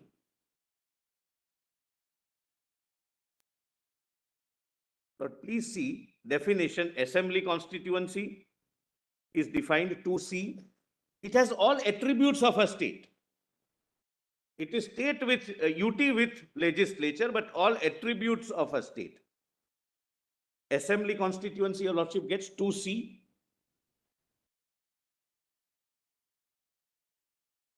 Am I with your Lordship? Yes. Then election commission 2D. Then 2G, my Lord, on the next page, 113. 2G, legislative assembly. J, population ratio and union territory. Please, my Lord, see the formation of union territory of Ladakh without legislature. Then, my Lord, formation of union territory of Jammu and Kashmir with legislature. Correct, my Lords? Then come to, my Lord, page 114. No reduction. They say that our representation in Parliament is reduced. On and para 10. On and from the appointed date, there shall be allocated 5 seats to successor Union Territory of Jammu and Kashmir and 1 seat to Union Territory of Ladakh in the House of People. Earlier they had 6. Now it is 5 plus 1, 6. Then delimitation of I'm sorry. That's section 10. Section 10, my Lords. My Lord, the argument of Mr. C.U. Singh was that we have lost representation in Parliament. Then somebody said that our seats are reduced. Lord, Mr. Nafde said the seats are reduced. It was 6 in total. Now it is 5 Jammu and Kashmir and 1 Ladakh.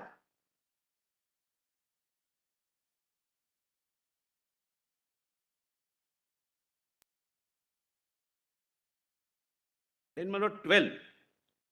Every sitting member of the House of People representing a constituency which, on the appointed day by virtue of the provisions of Section 10, stands allotted, with or without alteration of boundaries, to the successor Union Territory of Jammu and Kashmir or Union Territory of Ladakh, as the case may be, shall be deemed to have been elected to the House of People by that constituency as so allotted. So they continue as Lord Lok Sabha members.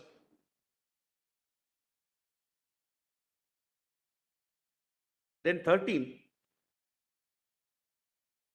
all and from the appointed date, the provisions contained in Article 239A, which are applicable to Union Territory of Puducherry, shall also apply to the Union Territory of Jammu and Kashmir.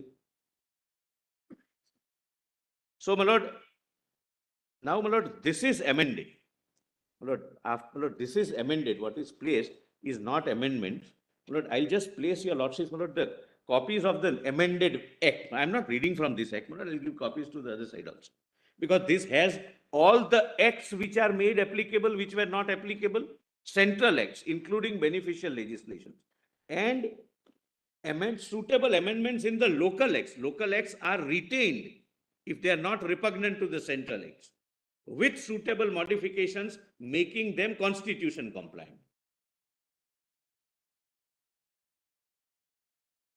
Well, this is amended, section 13, because the argument was that now we can't vote. MLAs of Jammu and Kashmir cannot vote.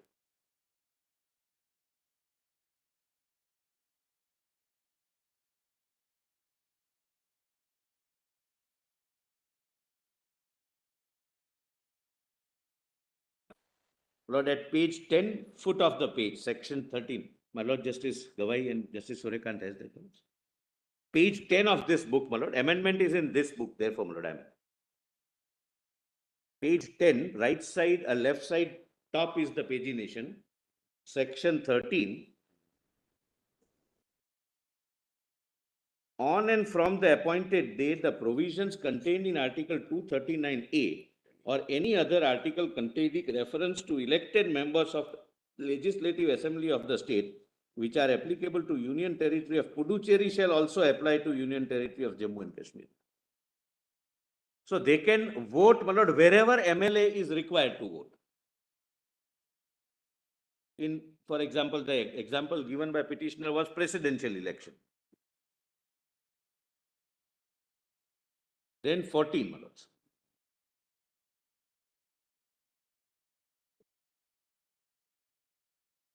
I have one. Copies.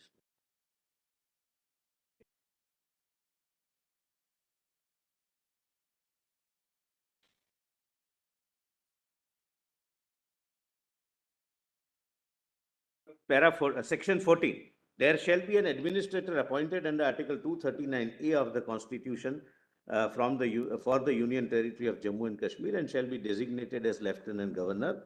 The total number of seats in the Legislative Assembly would be 107. Then, every entry except police. Police is, now for obvious reasons, I need not even explain why police is directly under the control of the center. And clause 6, this comes for the first time. 14.6, this was never there. Seats shall be reserved for scheduled caste and scheduled tribes in the Legislative Assembly of the Union Territory of Jammu and Kashmir. This has come for the first time. Then come to, my lord, section 16.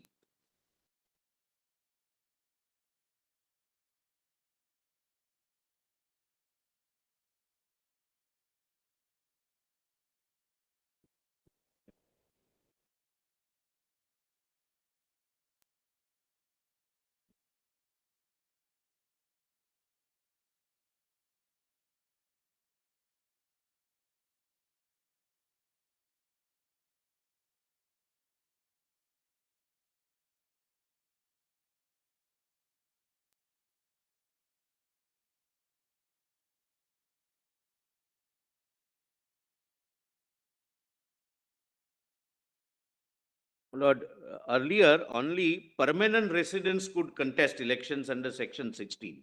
I'm not inviting your lordship's attention to read it. Now, he should be a citizen of India. He need not be a permanent resident for being qualified to be elected, my lord, like any other state, my lord. My lord, please come to the relevant entry, my lord, the relevant section, my lord, is at page 119, bottom, section 32, extent of legislative power. Lord, subject to my answering your lordships about the election on, my lord, day after, when, my lord, in the morning. But 119 of your compilation or? no, my lord, the act, That's volume 3, my lord, same act, I'm reading from the act, my lord, page 119, section 32. Volume 3, document volume 3, my lord. The lordships have 32. Subject to the provisions of this act, the Legislative Assembly may make laws for the whole or any part of the Union Territory of Jammu and Kashmir with respect to any of the matters enumerated in state list, except the subjects mentioned at entry 1 and 2, namely public order and police, respectively, or the concurrent list in the 7th schedule to the Constitution, insofar as any such matter is applicable in relation to Union territories. Then, my lord, 35, inconsistency between the laws, my lord, there is a provision. Special provision as to So finance. follows the Delhi model. Delhi model. Delhi has led. Delhi, of course, 1 and land. 1, 2, and 18 is carved out. Land is given to the state legislature. No, land is not given. Not given. Where is land accepted? Which provisions is land taken away? Not here, not here.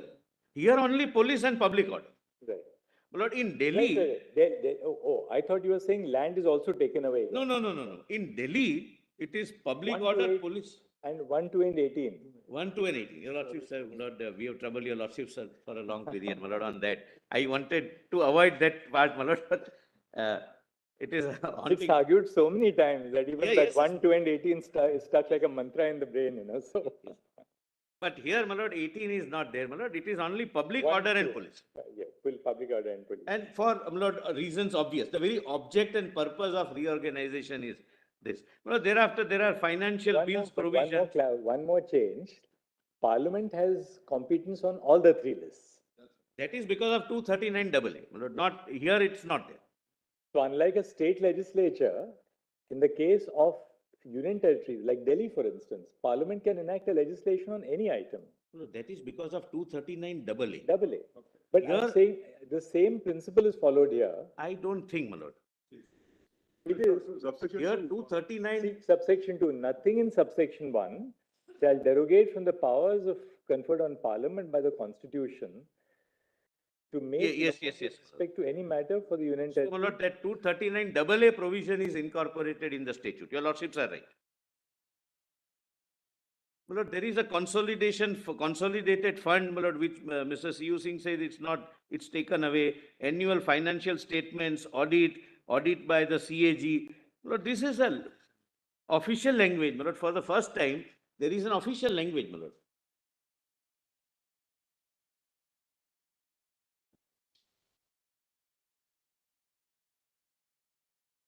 I wish this was pointed out to your lordships, my lord, while saying that we have been deprived of everything. It's just a UT. It is a state, my lord, for all purposes except these 2 entries.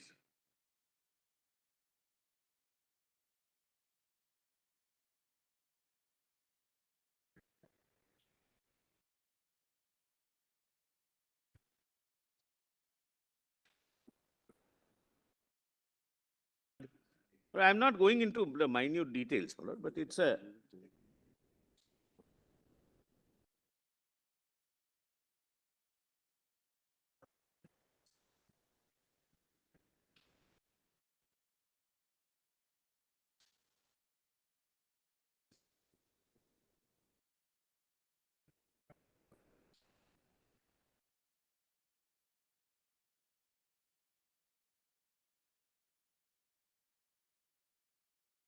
Lord, Mr. C.U. Singh argued that the assets are also merged with Union of India. Actually, nothing turns on it in this case. It's almost like trivia right now.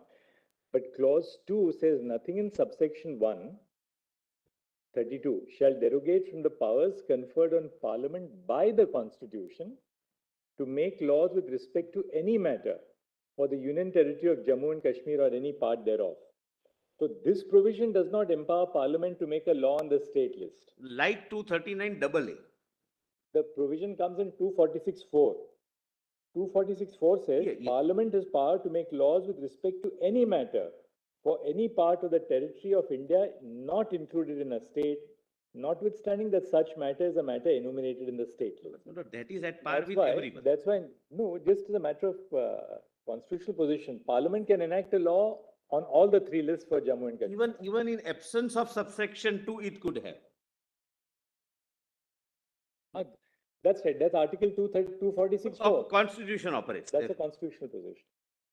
So I am not reading, my lord. Mr. C.U. Singh, my lord, said that even the assets will go to, has gone to the central government. So there is a specific provision, apportionment of assets. Jammu and Kashmir assets remain with Jammu and Kashmir, and Ladakh assets went to Ladakh. That's how, my lord, whenever reorganization takes place, the things happen. Now, my lord, I may come to Article 356. But kindly come to my written submissions. And this is, my lord, the last part of my submissions, my lord. I have already crossed my time, my lord, but 142. Yes, my lord, I am placing it for your lordship's consideration. Lord, the government's rule, governor's rule is in challenge, as I have pointed out, after 14 months. Which PDF? 142, my lords. My written submissions, 142. Volume 3, 142.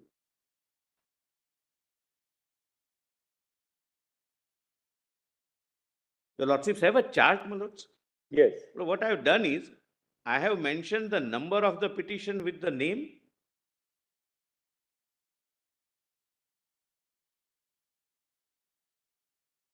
prayer prayed for, and the grounds for challenging this proclamation.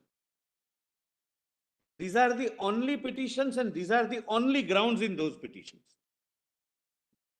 The lordships are aware, my lord, how a constitutional act of imposition of governor's rule or president's rule is to be challenged, and what should be the averments. What was the material, sufficiency, this, that, another? Nothing, because it was done after 14 months, only as a corollary of challenging 5th and 6th of August action. I'm not reading, my lord, the pleadings, but there are no pleadings, my lord, that's all I am saying.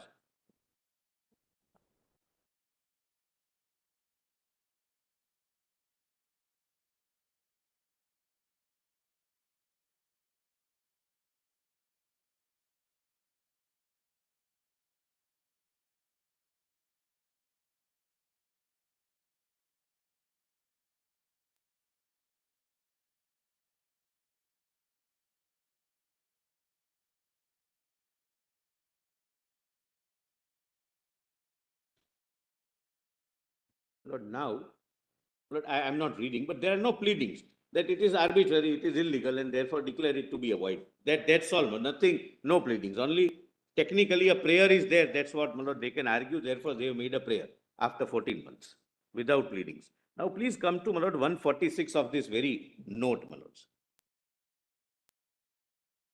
On the question,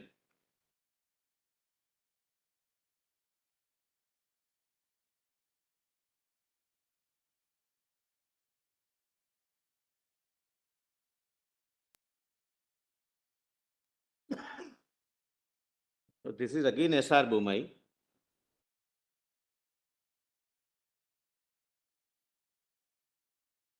I am on page 147. Lord, I am going fast. I've seen your lordship's eyes looking at the clock, my lord. I am also on the clock. No, that's not, please don't have any such feeling. On the lighter side, crucial. but it's That eye goes to the clock just as a matter of training, that's all. on the lighter side, what I am saying, so that Not directed to the attorney also. More than 22 years of training on this. Exactly, more than 22 years of training. Mr. Solicitor, when we were judges of the Bombay High Court, we had a colleague who had come from Gujarat on transfer, a God's good person. So he had this specialization. We would meet outside the Chief Justice's chamber every morning.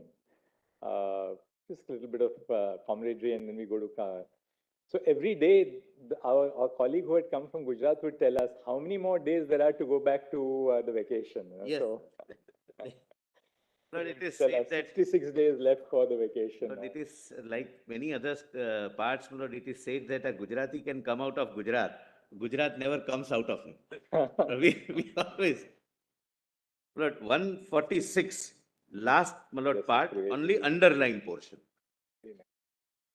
147. Bomai, my Lord, S.R. Bomai.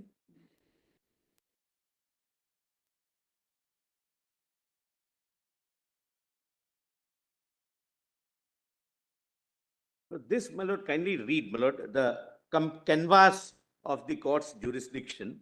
In fact, once the issuance of proclamation is held valid, the scrutiny of the kind and degree of power used under the proclamation falls in a narrower compass.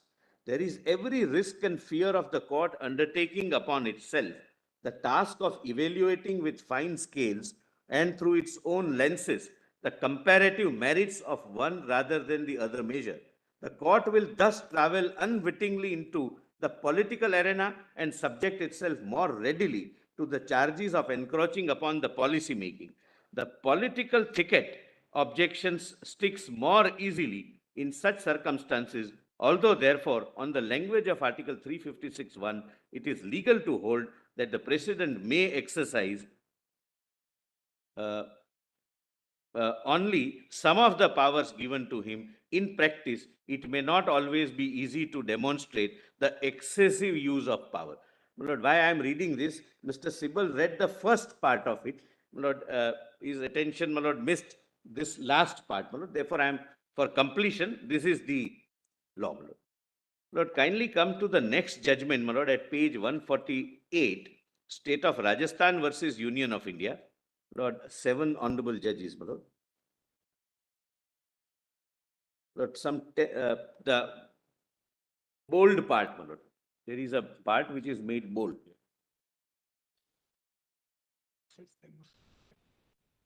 The learned counsel, your Lordship gets, my Lord. My Lord Justice Gawai gets, my Lord, the bold part.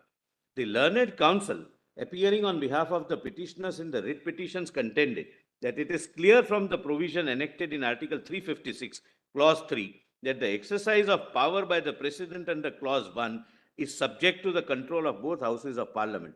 The proclamation issued by the President under Article 356, Clause 1 would cease to be in force at the expiration of 2 months unless it is approved by both houses of Parliament. Prior to, my Lord, it was 2 months. Houses of Parliament, and therefore no irretrievable action such as dissolution of the Legislative Assembly of the state can be taken by the President before the approval of both the Houses of Parliament is given to the proclamation. He also restricts that irretrievable action can be taken, but not before it is approved by both the houses. Otherwise, the parliamentary control would be defeated and it would be possible for central government to present a fait accompli to the 2 houses of Parliament, and neither house would be able to remedy the mischief done even if it disapproved the proclamation. Moreover, either House of Parliament may disapprove the proclamation even before the expiry of 2 months, and where that happens, the President would be bound to revoke the proclamation immediately, because the proclamation cannot continue in defiance of the will of either House of Parliament without destroying the collective responsibility of Council of Ministers to the House. It was also, this is the contention, it was also urged that during the period of 2 months, no power can be exercised in virtue of the proclamation, which would bring about a final and irrevocable consequence if the President has reason to believe that either House of Parliament may not approve it, or also the control of the House of Parliament would be completely set at naught, and executive would be able to take irreversible action like dissolution of assembly by passing both houses of Parliament and ignoring their wishes. In Rajasthan, state of Rajasthan, somewhat affected by the subsequent decision in Bomai? Yes, Because Bomai is Rajasthan was 77. That was when Mr. Charan Singh wrote the letter to Bomai the. is not, it's, comes my lord, subsequent. And I thought that Rajasthan is substantially diluted by Bomai. Isn't It is, my lord, that's what, that part I am going to read. Yes. But therefore, I have put it, my lord, chronologically so that your lordship gets everything at one, in one document without shuffling. This is not the majority decision. It, This is Justice Bhagwati's decision, not the majority. In Rajasthan. majority I can show, my lord, this is a better worded from my point of view. Majority says the same thing. I'll show, my lord, those paragraphs tomorrow. So let's not, my lord, give off the cuff, my lord, answer. 160, I'm sorry, my lord. Let me not give off the, I'll put it, my lord, that way. It would be clear from this discussion that when a proclamation where is you reading, validly Mr. issued by the Solicitor? president,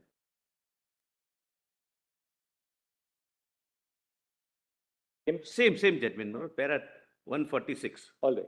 I'll, my lord, give, I'm not reading, but I'll give the majority also, saying the same thing. But wording wise, I found this to be matching my submissions more. It would be clear from this discussion that when a proclamation is validly issued by the president under Article 356 Clause 1, it has immediate force and effect the moment it is issued, and where by proclamation the president has assumed to himself the powers of the governor under subclause A, he is entitled to exercise those powers as fully and effectively as the governor during the period of 2 months when the proclamation is in operation. There is no limitation imposed by any article of the Constitution that these powers of the governor can be exercised by the president only when they have no irreversible consequences, and where they have such consequence, they cannot be exercised until the proclamation is approved by both houses of parliament. Here in this case, I must add, they are approved also when the decision was taken by both the houses on all occasions.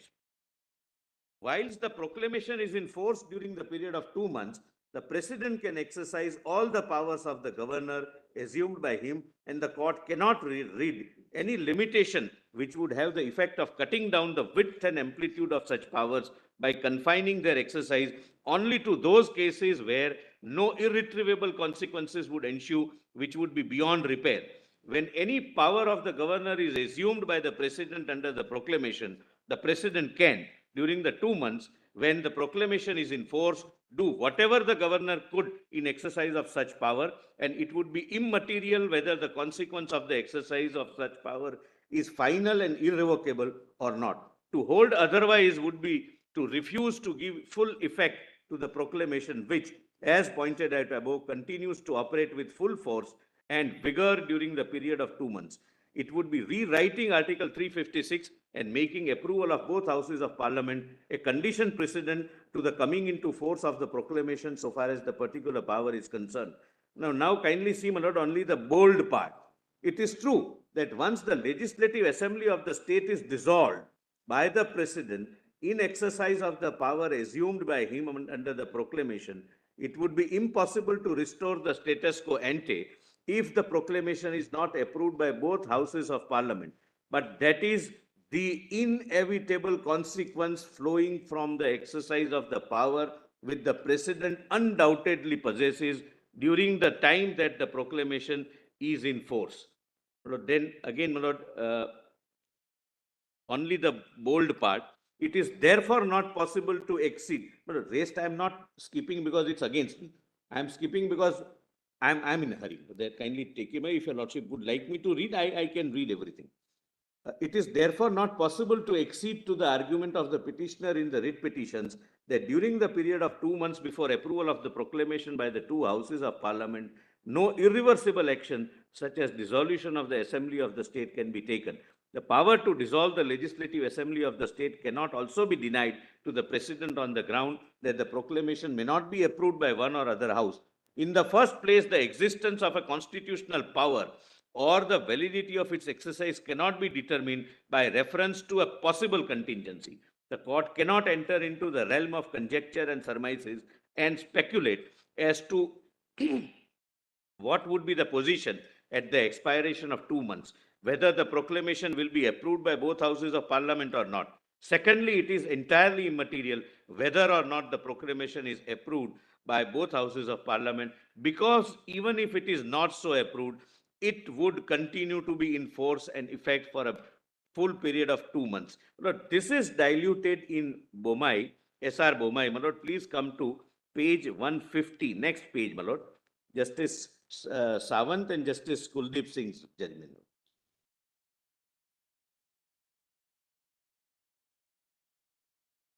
153, my lord, are the summary of conclusions. On this point, it is conclusion number 4, Roman 4. Since the provisions contained in clause 3 of article, am I with your lordship, my lord, on my lord justice call, my lord, page 150. Since the provisions contained in clause 3 of article 356 are intended to be a check on power of the president and the clause 1 thereof, it will not be permissible for the president to exercise powers under subclause A, B, and C of the letter clause to take irreversible actions till, please mark this, my lord. This is the only dilution and this is the only limitation.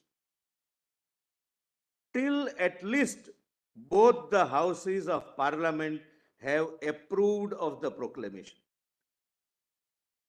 And this is definitely the majority. Yes, please. So, Lord, here, when the actions which are impugned were taken, they passed the muster thrice. The proclamation passed the muster thrice. Then, my lord, Justice Pandian, I find myself in agreement with the opinion of Justice Sawant on his conclusion 1, 2, and 4 to 8, with which Justice B.P. Jeevan Reddy concurs in his judgment. So this becomes, my lord, a majority view. And last, my lord, Justice Jeevan Reddy and Justice Agarwal, in light of the reasons given and conclusions recorded herein above, we find ourselves in agreement with conclusions 1, 2, and 4 to 7 in the judgment of our learned brother Sawant, Justice Sawant, delivered on behalf of himself and Justice Kuldeep Singh. We are also in broad agreement with conclusion number 8. My lord, then Badrinath is the last judgment, my lord, I'll read. Only the first part, para 25, when an elected, my lord, your lordships have that? Yes. My lord Justice Gavai, yes. Page 150. When an elected government is not in office, the orders of the governor under Article 356(1)(a) as an agent of the President of India are equivalent to the orders that might have been passed by an elected government in office, and the governor's orders had to be given effect fully and could not be ignored either by the executive or by UPSC, etc. etc. Then, my lord, kindly come to, my lord, one paragraph of in SR Bomai at page 152. Justice Jeevan Reddy's my lord, exposition on this at page 153.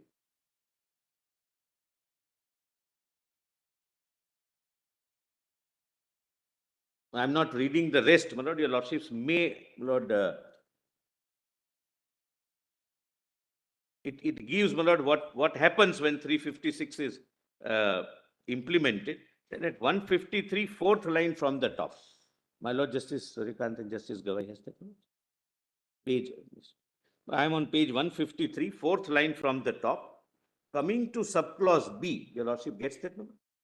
Yes. Coming to subclause B, when it speaks of the powers of legislature of the state being made exercisable by parliament or under its authority, it cannot and does not mean or imply dissolution of the legislature of the state. It is significant to note that the subclause refers to legislature of the state and not legislative assembly. In a given state, the legislature may consist of legislative assembly as well as legislative council. In such a case, there can be no question of dissolving the legislative council since it is continuing body. Only the legislative assembly can be dissolved. In other words, there can be no question of dissolution of legislature of the state, the expression employed in clause B. The question may then arise, why was subclause B put in and what does it imply? Because entire legislation is not being dissolved, only assembly is being dissolved. And the court answers, The answer must be that when the government of the state is dismissed or removed from house, the legislative assembly cannot function normally. It is difficult to visualize a legislative assembly or for that matter legislature functioning without a council of minister, i.e. government. Thus, where the government of a state is dismissed or removed from office, or here resignation, the legislature of the state becomes ipso facto unworkable. It is for this reason that subclause B provides that powers of the legislature of the state shall be exercisable by or under the authority of parliament. The best exposition, my lord, of sub-article B.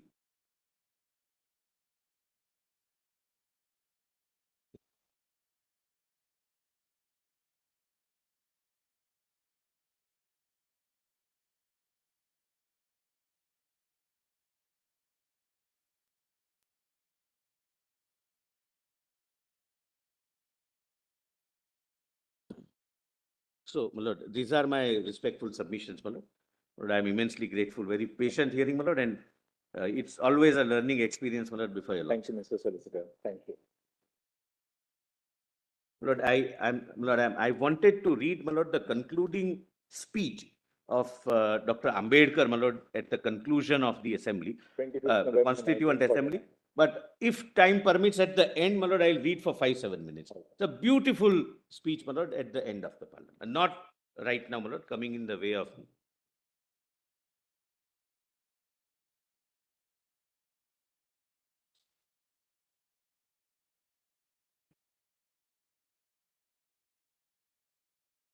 Inhabits very hard since while I was trying to read late at night through my iPad, still scribbling on the paper and then making some notes. So it's more than 61 years ago. We had, if you lordships recollect, I had given my 2 sets of written submission. Where is that at volume?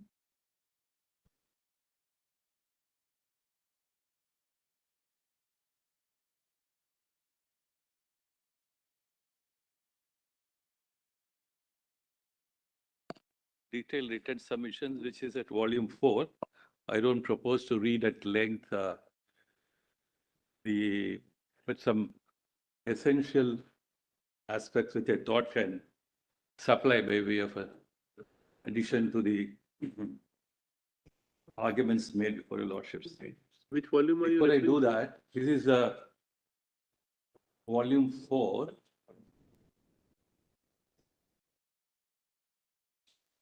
PDF, it's a page, it's a separate written submission on behalf of the Attorney General for India. That's volume 4. That's right. And then I handed over a 2-page note on the last occasion with a summary of my submissions. Your opening arguments. Yes, yes.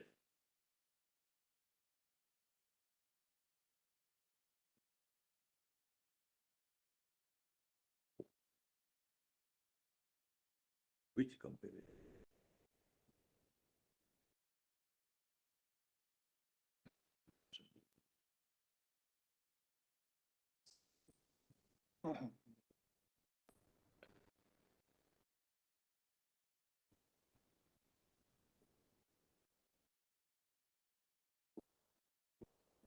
It's 61 years ago, we had Puran Lal Lakhanpal wanting to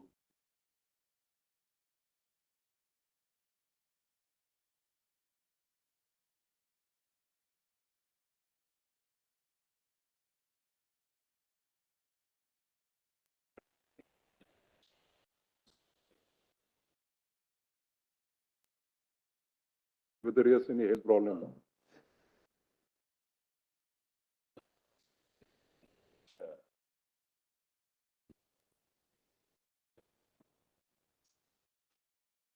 Oh my God. Not a very good compliment for me, my lord. kept others alive.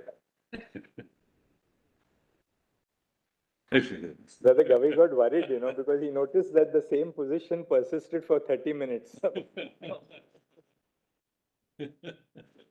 Fortunately, he was the only one. Fortunately for me, he was the only one. Fortunately,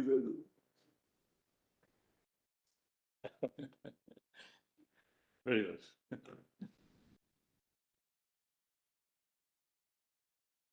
Yeah. Please. In continuation of my summary,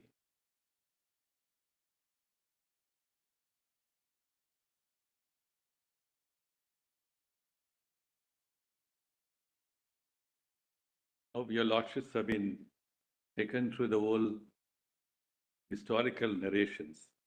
And in matters like this, it's very difficult to capture their entire history. Through a list of dates narration, we want to communicate to the court what exactly happened for a period of 5 momentous years before 1950. And they convey only a very telescope point of view. And a large amount of literature which is available to all of us to say how this momentous process took shape. Through a variety of efforts and engagements and ideas and conglomeration of thoughts. But by and large, the history has been brought before your lordships. But for the narration of history, the understanding of not only Article 370, but with the constitutional integration process would have been incomplete. And that's where the detailed list of dates narration with the learned solicitor occupies an important space. Now, they said 61 years ago, Purnlal Lakhanpal wanted to contest an election. Now, his dream has come true. He can contest an election in Jammu and Kashmir. He had to wait for 61 years for all of us. We are all of us are Purnlal and Lakhanpal, in a way. So this is a grand contribution to what one may say, but it's a very significant historical constitutional process that has taken place in the history of India. Now, why do we have to look at the historical narrative? Is that, of course, both sides would like to place a certain perspective on why a certain course of events alone are important. If you look at the constitutional integration process of the rest of the country and compare it to the constitutional integration of J&K, the historical narrative shows that there is no fundamental distinction at all. Is the political compulsions which happened in the context of J&K made a very slight deviation. And that deviation is, again, I would call a formalization of the principles and the procedures for integration. Article 370 is nothing but the outcome of the formalization of the principles and the procedures for integration. Well, the rest of the country had gone through all that process. Union of states, merger of small territories, and the idea of a constitutional assembly and framing a constitution of their own, all that process have gone through. But since there was little intervention, which is a political historical fact, Article 370 had to intervene. And if you try to attribute to Article 370 any other purpose or intent, then I think we're fundamentally mistaken. So we are asked to go back, I would probably ask you a lot to go back to 1949, 1950, and look at from the point of those who are engaged in framing Article 370, and with the visualization as to what would happen soon thereafter to the integration process of Article 370. Instead of that, we are sitting today almost 60, 70 years later and trying to imagine into Article 370 what contemporary context want us to imagine. I say that imagination to a large extent is forbidden. So we have to look at it from the text and context and the intent and content of Article 370. Let me quickly formulate my understanding of Article 370. I don't propose to read in extent so many of the judgments which have looked into Article 370. If your lordships kindly turn to my written submissions.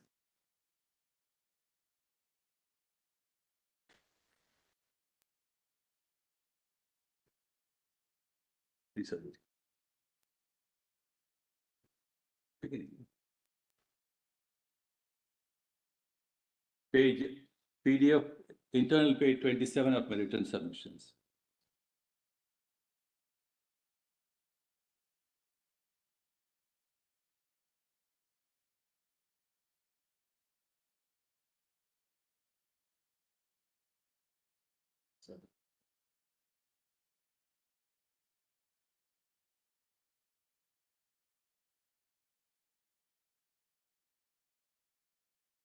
And please turn before that to page 30, paragraph 9.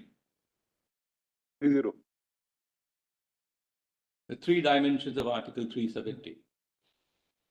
A, you'll also have that page. A, enabling Parliament to legislate in respect of matters in para 1 and 2 of subclauses B of clause 1 of Article 370. B, application of the provisions of the Constitution of India, subject to exceptions and modification of clause 3 of clause 1 of Article 370. And C, termination of the role of Article 370 under clause 3 of Article 370. These are the three dimensions. Then the requirements of consultation, concurrence, and recommendation, as the case may be, are the processes to be followed by the President. And I think for the purpose of our understanding, it is unnecessary to go into the question of concurrence and consultation, etc., and the distinctions. But since we are debating on the proviso to clause 3 of Article 370 and the recommendation clause, we need to place some attention to that. In my understanding, let's kindly see the exceptions, modifications, additions, changes, power is, I think, virtually available in the entire spectrum of the Constitution of India in different contexts and for different purposes. But more prominently, when you come to the 5th and the 6th schedule, the legislation making power of the governor has been noticed by this court on more than one occasion, and I'll place only one recent judgment. Kindly turn to paragraph 10 at page 30. This is the Constitution made judgment on the powers of the governor under the 5th schedule. Paragraph 39 at page 30, it begins at page 30. Your lordships may skip forward to the next page and turn over to page 32.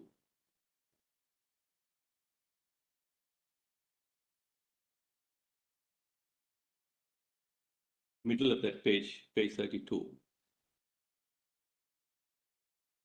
There's a sentence beginning, the extent of the legislative power of the governor.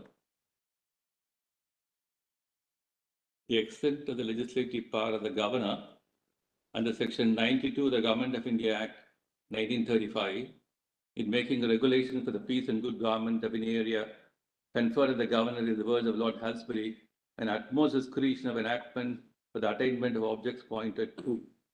In that case, the words which fell for consideration Judicial Committee by the power of Parliament of Canada to make provisions for the administration, peace, order, and good governance for any territory, not for the time being included in any province.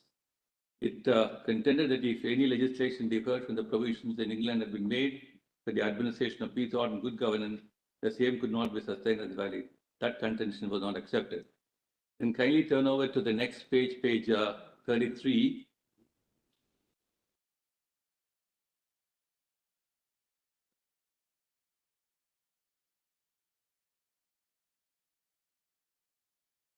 This sentence beginning, applying the law, the middle of the paragraph. Applying law to an area is making regulations which are laws. So the power to apply law is inherent when there is a power to repeal or amend any act or any existing law applicable to the area in question. The power to apply law is really to bring into legal effect sections of an act as if the same act had been enacted in the entirety. Application of laws is one of the recognized forms of legislation. You'll also find in Article 370, the application principle is virtually distributed in Article 370. I just presently read that. So the application principle of laws were recognized forms of legislation. Therefore, I would probably say that Article 370 conferring power on the President is not in the nature of an executive power of the President. The executive head is conferred a legislative power.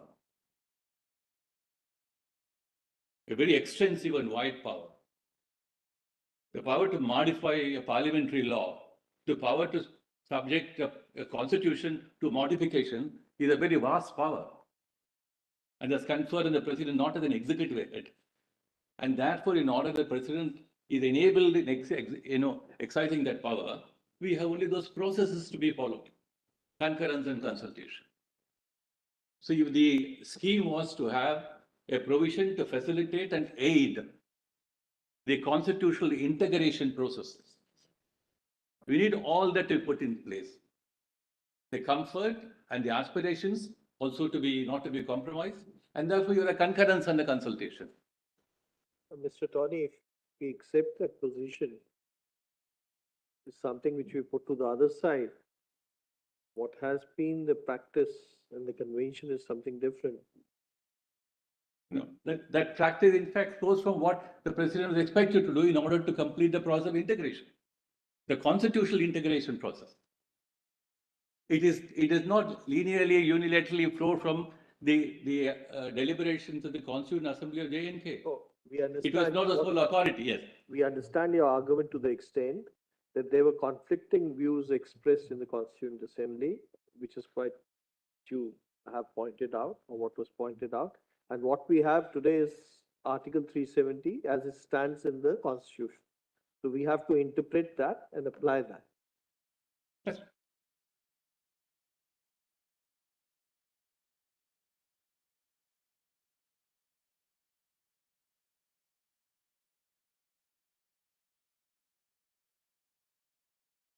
We'd like to kindly now turn to page 36, but we try to understand if this is a constitutional integration process.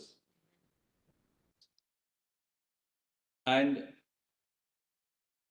the Constituent Assembly of J&K will play a role in the constitutional integration process. Now, how do you really make that happen? So I said the two important elements of 370, namely extending the provisions of the Constitution on the one hand, and enabling Parliament to legislate in the meanwhile, as the Assembly is in the process of crafting a constitution for the state of J&K. Very essential, important steps of Parliament in the meanwhile will legislate for the state of J&K. And the extension of provisions of the Constitution are equally important. They're the two limbs, important limbs. The two important limbs in the hands of the president, and a terminus point will have to arrive at some point of time. I try to imagine that if Article 370 did not have clause 3 at all, it's impossible to think of a provision like this without a terminus point. But it is not to serve a perpetual aid and advice position for the state of J&K through extending periodically, or what has happened over a period of time is, what the president has done is by updating various provisions of the Constitution by issuing various constitutional orders. The updating exercise went on till recently. Beyond the CO 54 1965, by which time the majority and important provisions of the Constitution were extended to the state of J&K. Beyond that, except on two occasions, it became contentious. They are merely updating exercises. So if Article 370 was to be conceived as a permanent updating exercise, one would have wondered why it should have come at the time of enactment of the Constitution or constitutional integration with J&K. It could take an entirely different shape. So that was certainly not the intention. So if a terminus point has brought in, and that power has to be necessarily vested in the president. Now Article 370 begins with a non-obstante clause. I understand, notwithstanding anything in this Constitution, also house Article 368. Anything done within the scheme of Article 370, anything and everything done by the president, doesn't admit of any role for Article 368. So therefore, when Article 360 does not come into the scheme of the Constitution, the argument that during a President's rule in 356, you could not have probably taken any measures reversible or irreversible without treading the path of Article 368 in this conceit.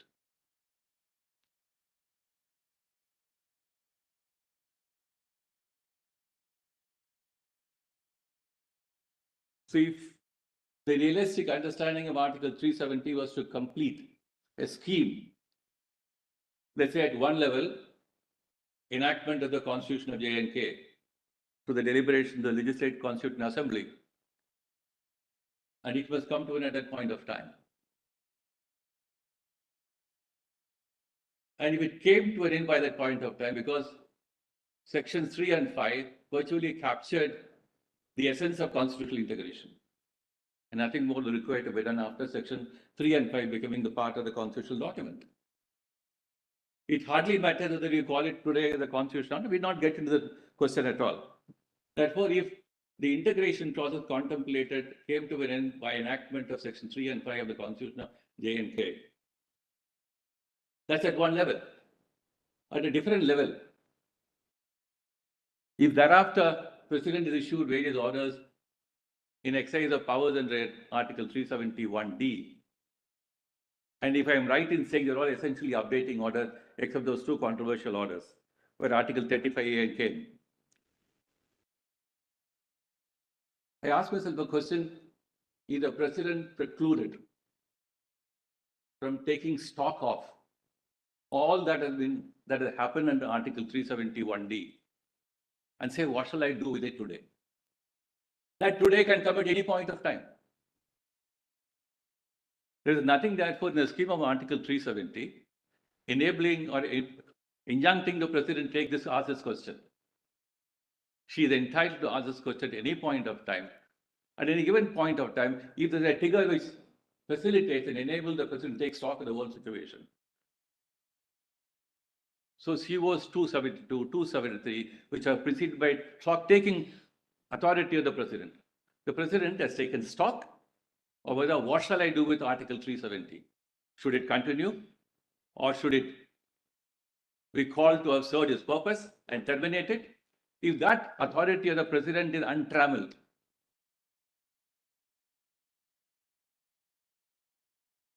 the measures taken by the President to deal with looking for aid and assistance measures in terminating it, coupled with what the Parliament ultimately did in dealing with a very vast question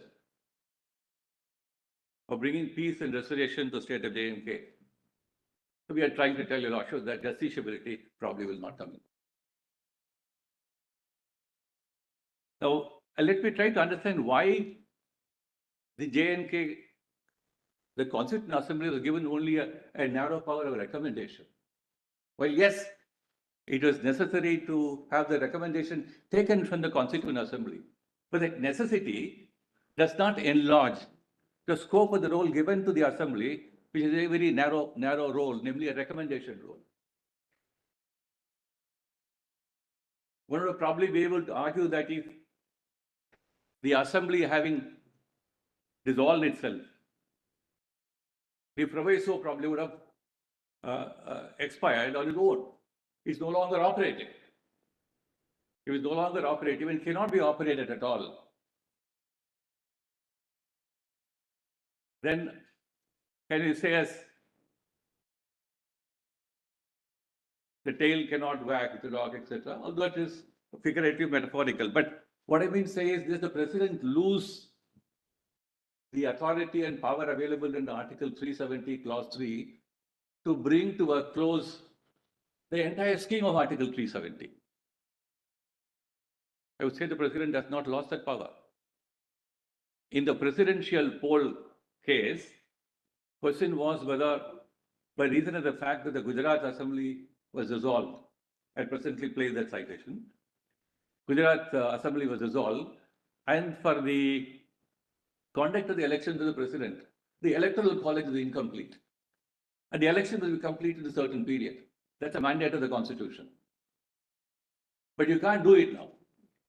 Your lordship in a 140 reference says, if the mandate of holding an election within a period now becomes impossible without an electoral college being available there, does not relieve the mandate from being complied with.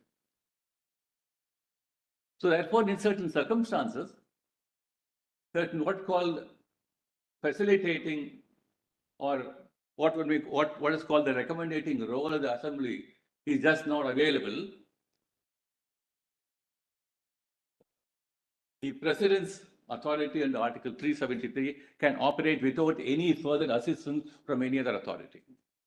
The president could have said under Article 371D, which is precisely what has happened here. He did not require any further assistance from any other authority.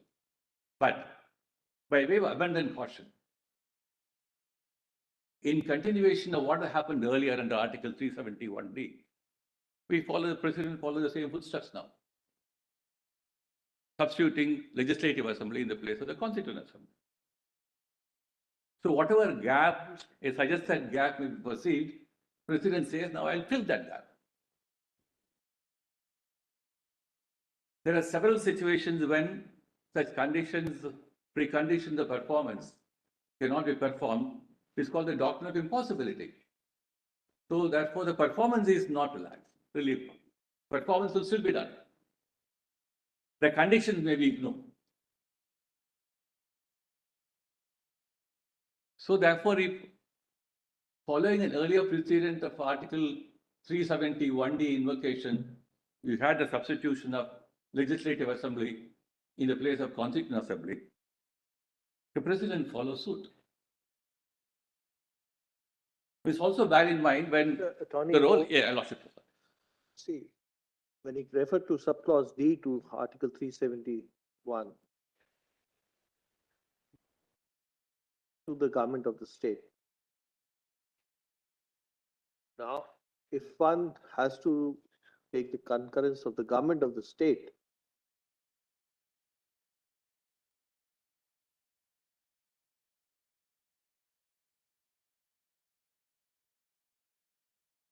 read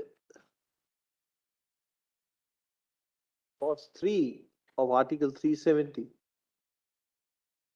as giving complete and absolute power to the president will be virtually going against the entire object and purpose of the enactment, because otherwise clause D and the proviso says concurrent state governments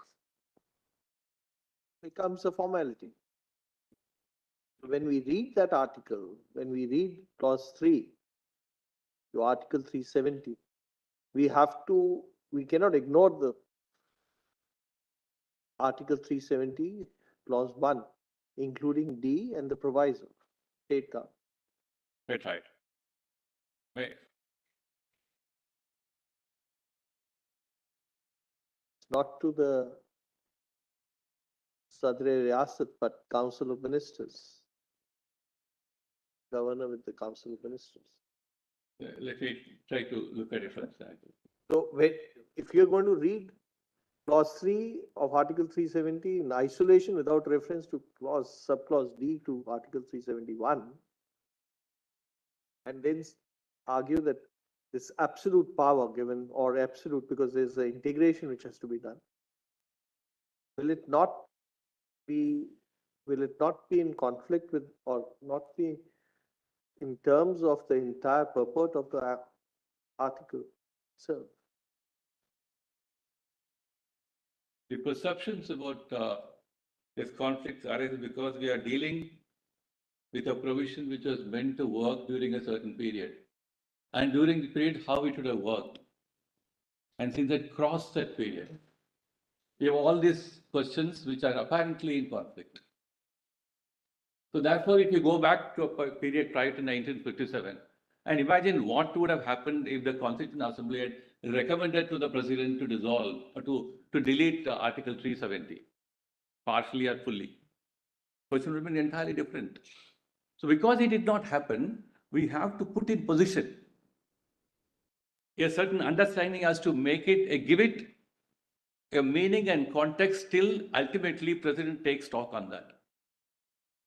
So that giving a meaning and context and relevance will flow from what has happened over a period of time. And what the President can ultimately do in our understanding of the role and relevance of Article 370. And that's the most fundamental thing. Is the role and relevance of Article 370, regardless of its exercise over a period of time, is clearly understood by the President now. Then by what other normative yardstick about the relevance of Article 370 will the court judicially scrutinize the exercise of power by the President today? Yeah, even if but in this case, is there any President's proclamation excising power under Clause 3 to Article 370? Saying that I'm abrogating Article 370?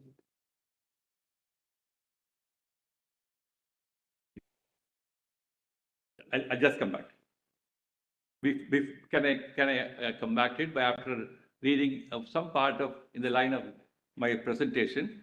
Kindly let me complete this and come to your Lordship to answer your Lordship's question. Page 36 of my written submission. Page 36. We're talking about paragraph 12. We're talking about the recommendation role. I would just want to finish that part of the argument and then try to come back to this. Kindly turn to page 36, paragraph 12.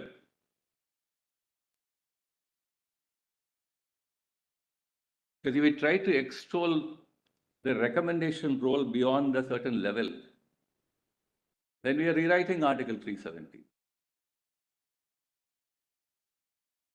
So the recommendation role is a very minimal role.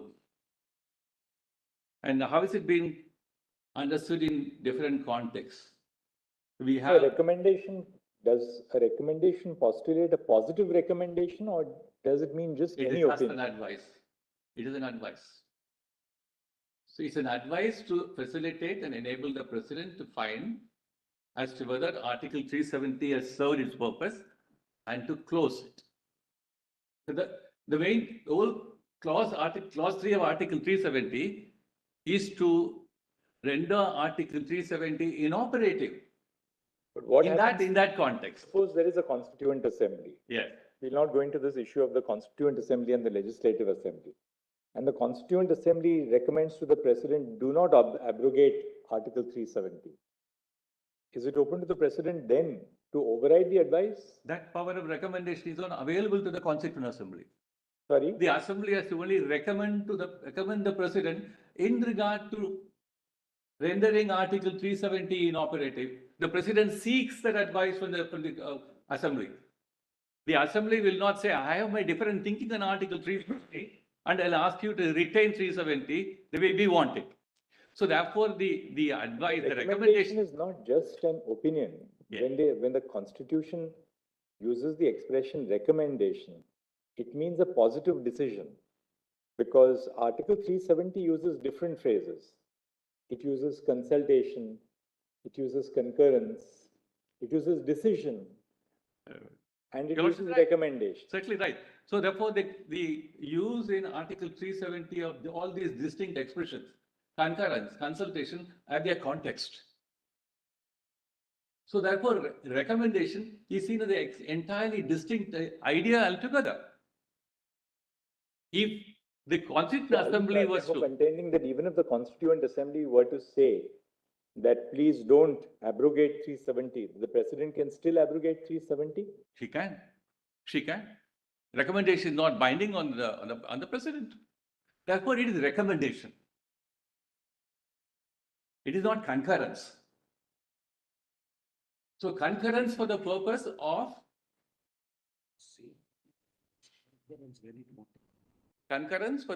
where you get the provisions of the Constitution extended stands in a different thing altogether. Consultation where the Parliament will enable to enact during that period. Consultation. So recommendation occupies that it comes at the end of the day when all the parties have understood that the job of 370 is done, what shall I do? The president says, let me know what I shall do now. I want to probably say, I've taken stock of all the presidential orders issued. The constitutional integration process is over. Now, is there anything left by way of invoking Article 370 or extending the provisions of the Constitution of India to J&K? That question will have to be necessarily asked. When that question is asked, what is the role of the Constituent Assembly? So if the 370 had envisaged a larger role, that would have defeated the very purpose of constitutional integration. Therefore, the only relevant, Your Lordship, use, Mr. Attorney, the use of the expression recommendation is not by itself dispositive of the content of the expression as to whether it is merely an advice, whether it is a condition precedent. I'll give you two examples. See, there are two examples in the Constitution where the word recommendation is used. Article 109 and 117. Article 109 deals with money bills. A money bill, after it is passed by the, is not introduced in the Rajya Sabha, always introduced in the Lok Sabha. After the bill is passed by the Rajya Sabha, by the Lok Sabha, it is transmitted to the Lok Sabha, to the Rajya Sabha for its recommendations. Those recommendations are not binding on the Lok Sabha. It may either accept them, it may accept them in part, it may reject them. That is what Article 109 says. So in Article 109, 109(2), see the way it is worded. The recommendation of the Rajya Sabha doesn't bind the Lok Sabha on a money bill. Now see 117. 117 says that a money bill cannot be introduced except on the recommendation of the President. See 117. Your Lordship, please. A bill or amendment making provision for any of the matters specified in subclauses A to F of clause 1 of Article 110, I'll go to 110 in a moment, shall not be introduced or moved except on the recommendation of the President. Now, in Article 117, the same word is used, recommendation. Recommendation is mandatory. You can't move a money bill unless there is a recommendation by the President. Now comes 370. There are many other provisions of the Constitution. I think, if I'm not mistaken, in my dissent in Aadhaar, I had analyzed those provisions of recommendation. Now see 370. It says, provided that the recommendation of the Constituent Assembly of the state shall be necessary. Shall be necessary before. That's right. Shall be necessary and before. So it's a condition precedent and a condition in terms of time. It can't be a post facto recommendation. It has to be before. What is the reason for it? There has to be a recommendation by the Constituent Assembly for the abrogation of Article 370. And second, that recommendation has to be before the President decides to abrogate it. Therefore, to say that, this recommendation is just an opinion, it's not binding on the President. My submission is not to slight that recommendation role, but I say it's still only a recommendation. Let me try to explain. The necessity of having a recommendation does not add any further content to the role of recommendation. There is a procedure which is required because during the constitution integration process. So your contention is that you have to have a recommendation. Yes. And it's not binding. It may be a positive or negative recommendation. The President can override whatever is said by the Constituent Assembly. No, the reason why, therefore, what I would call a minimal role of recommendation given to the Constituent Assembly is in the context of, one, the scheme of Article 370, and that being part of the larger integration process, can a body like the Constituent Assembly of J&K can have a final say on Article 370? It is not a constituent body of a Parliament of India. It doesn't have all that attributes and powers. So the recommendatory role has been assigned in the context, keeping in mind that once the constitutional integration process is completed, in the understanding of all the parties involved, there has to be a terminus. And to bring the terminus to a completion, then the role of recommendation is assigned. Otherwise, the Constituent Assembly could have been probably given the powers of consultation, concurrence. Why a state government coming into Article 370 at all? So it's only at the end of the day when you have done all that job.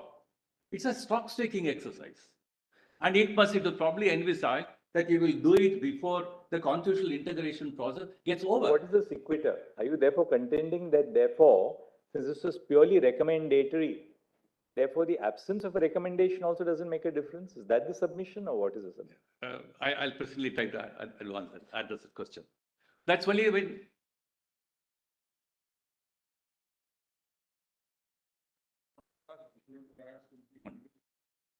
103(2), yes. there are different. Oh, Qualifications.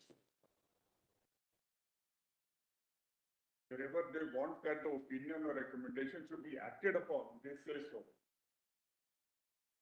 It will be referred to the commission will give an opinion, and then it says, and shall act according to such opinion, which is missing in.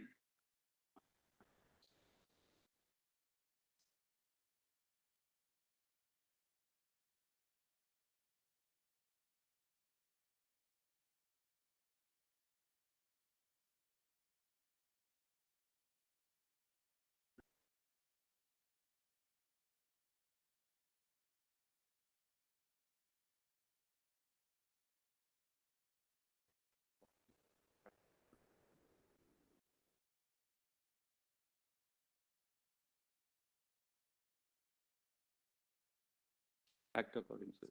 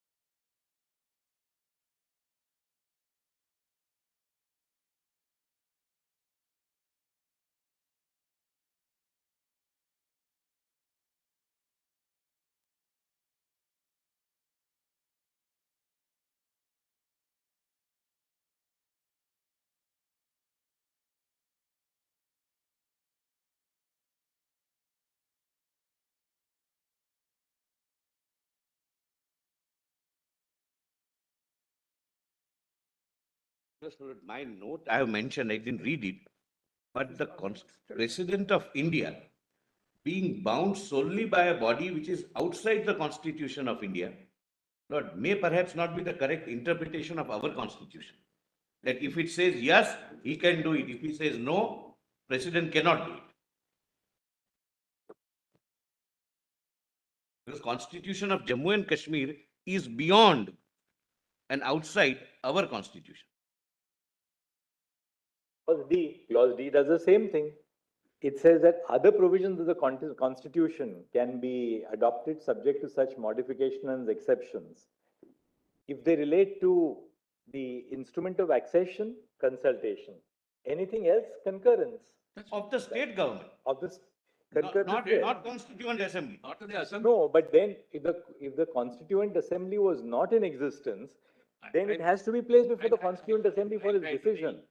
That means even in the case of the operation of clause D, read with subsection with clause 2, the Constituent Assembly is given the overriding power, even in relation to the President. Till it survives, till it. There's slight difference. See, you can't say when when Article 370 itself refers to Constituent Assembly, you can't say that this Constituent Assembly is outside the Constitution. It's within the constitutional framework because it refers to it. Yes, your argument that once the Constituent Assembly is no longer there, what will be the position with regard to clause 3 to 370 is something which we'll have to examine. With reference to the procedure you have, with reference to, because the judgments itself Many of the constitutional bench judgments still says we are not examining that issue. We'll have to examine. No, only worry is, only with permission of the learned AG, the worry is, well, suppose this exercise would have been undertaken in 2007, in 57, when Constituent Assembly was in existence. Suppose it would have recommended that don't abolish or don't abrogate or apply with modification that none of the provisions of the Constitution of India would be applicable, or never apply fundamental rights with that modification. Lord, would, I'm putting a question to myself, the President of India will denuded of its powers, my Lord?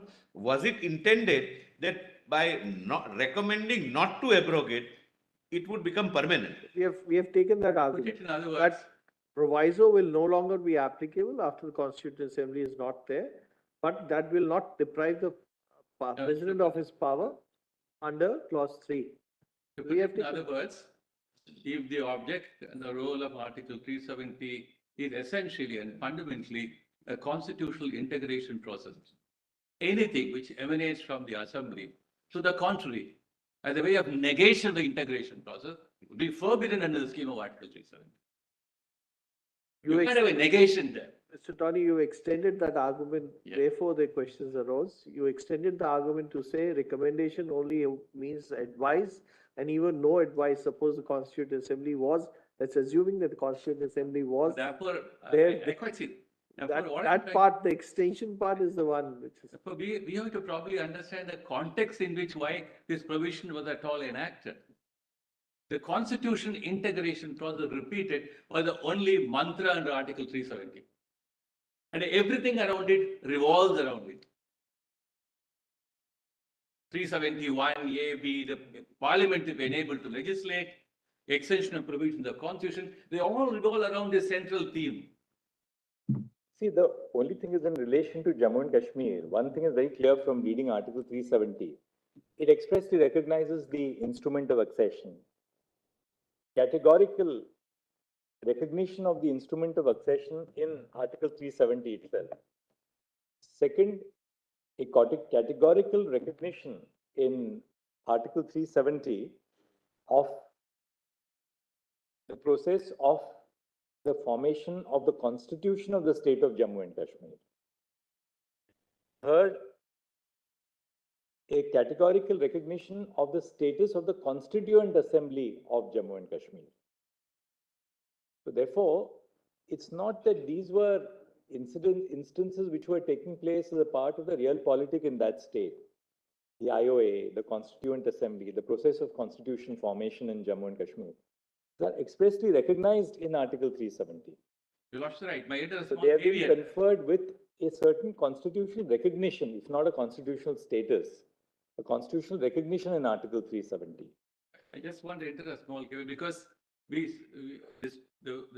historical narrative about what happened in the rest of the country towards constitutional integration. As I said, essentially the process was one and the same. Constituent assemblies. You are right, formation Mr. of Attorney states. General. You are right in Mr. Attorney General to the point that this was in aid of constitutional integration. Yes, And as we see that integration was taking place by and by yes. from 1957 right through to 2019.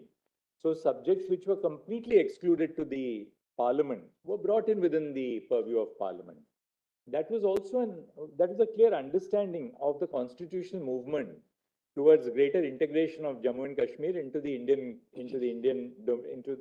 Republic of India and the Dominion of India originally, then the Republic of India.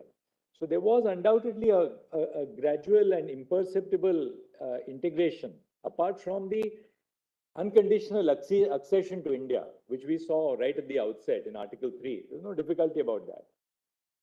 But the only point really is this, that there are two ways of looking at Article 373. If the proviso can't apply, we keep 367 apart for a moment. If the proviso to Article 373 cannot apply, does that mean that the power under the substantive part of 370 is Is lost. completely denuded or lost? No. The answer Or will be no. I'll try to.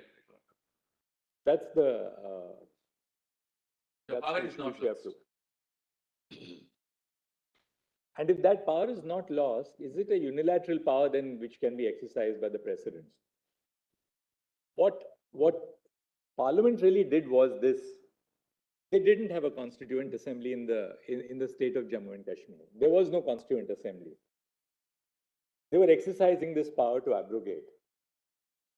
They followed the 367 course, obviously, with an idea that in the absence of a constituent assembly, there's no legislative assembly in the state. You go to Parliament, which in that sense represents the broad diversity of them. Democratize the decision. You have the Rajya Sabha, which is the Council of States, Correct. which represents the overall diversity of the nation. You have the Lok Sabha, which consists of elected representatives of the nation. But in that process, there's one, I wouldn't say casualty, but one dilution. And that dilution is the role which was ascribed by the proviso to Article 370(3). Now, that role can, as you are trying to sort of elaborate, that role is merely recommendatory. Merely because that role is recommendatory does not mean that it can be dispensed with, because the Constitution provides for a recommendation. Where a Constitution provides for recommendation, we can't say that, well, even if there's no recommendation, that's fine, you can override it. My endeavor Can I is. just add one thing? Sorry. Sorry. Sorry to interrupt. You see, after you amend 367, you say legislative assembly is equal to constituent assembly. We have to take it to the logical conclusion. Right.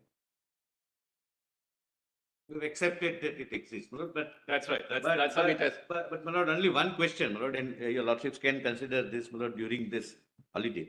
Lord, suppose in 1957, at the time when the constitution was framed, Constitution of Jammu and Kashmir. Yes. And the Constituent Assembly was dissolving itself. Last speeches were made, etc.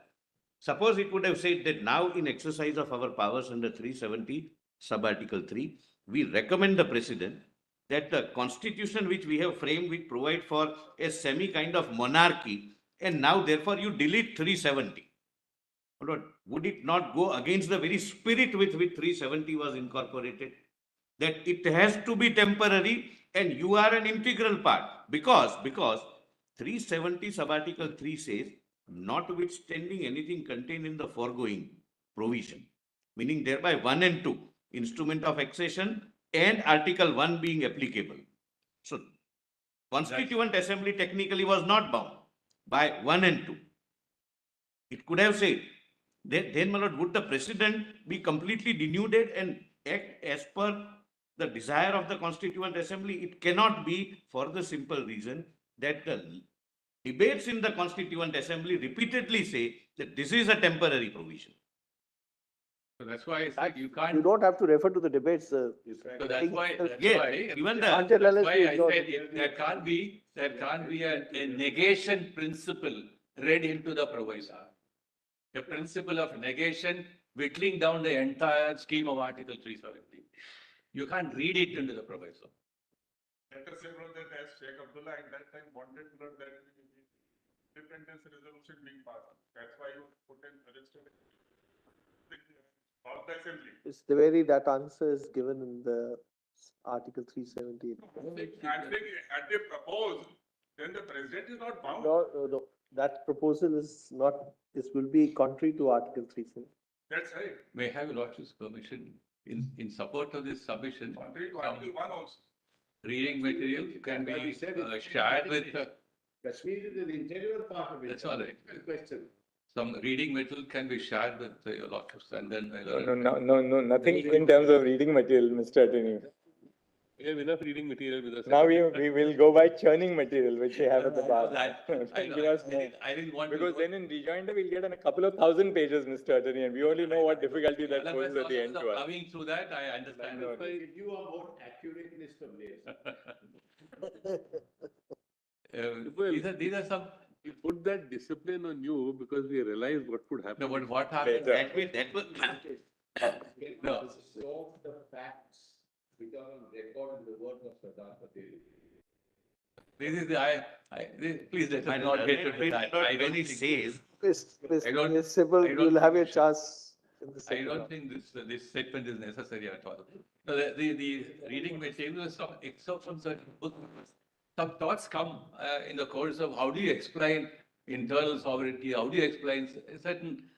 I thought if they are useful, I can certainly. The one last word, and then we'll rise, of course, then we'll think of all that you've argued for the holiday tomorrow. That the wide chasm between absolute autonomy as it existed on the 26th of January 1950, all right, and complete integration as it was brought about on 5th of August 2019, that chasm had been substantially bridged by what was happening in between. So really, in the sense, it was not a complete migration from absolute autonomy to absolute integration. It had become a shell, my lord, as Whether you call it a shell or not, Gujarilal Nanda said. my lord, it's only obvious a shell. that a substantial degree of integration had already taken place in the last, between 1950 and 2009, 69 years. The final And therefore, what was done in 2019, was it really a logical step forward to achieve that integration? Absolutely. Integration was whole already. In 1950, only assimilation was there. Different meaning for us. The power to make the law. We have interesting issues, yes. We have interesting issues. Mr. Attorney, about how long would you take? About half an hour or so now? More if possible. Sorry? Maybe an hour more.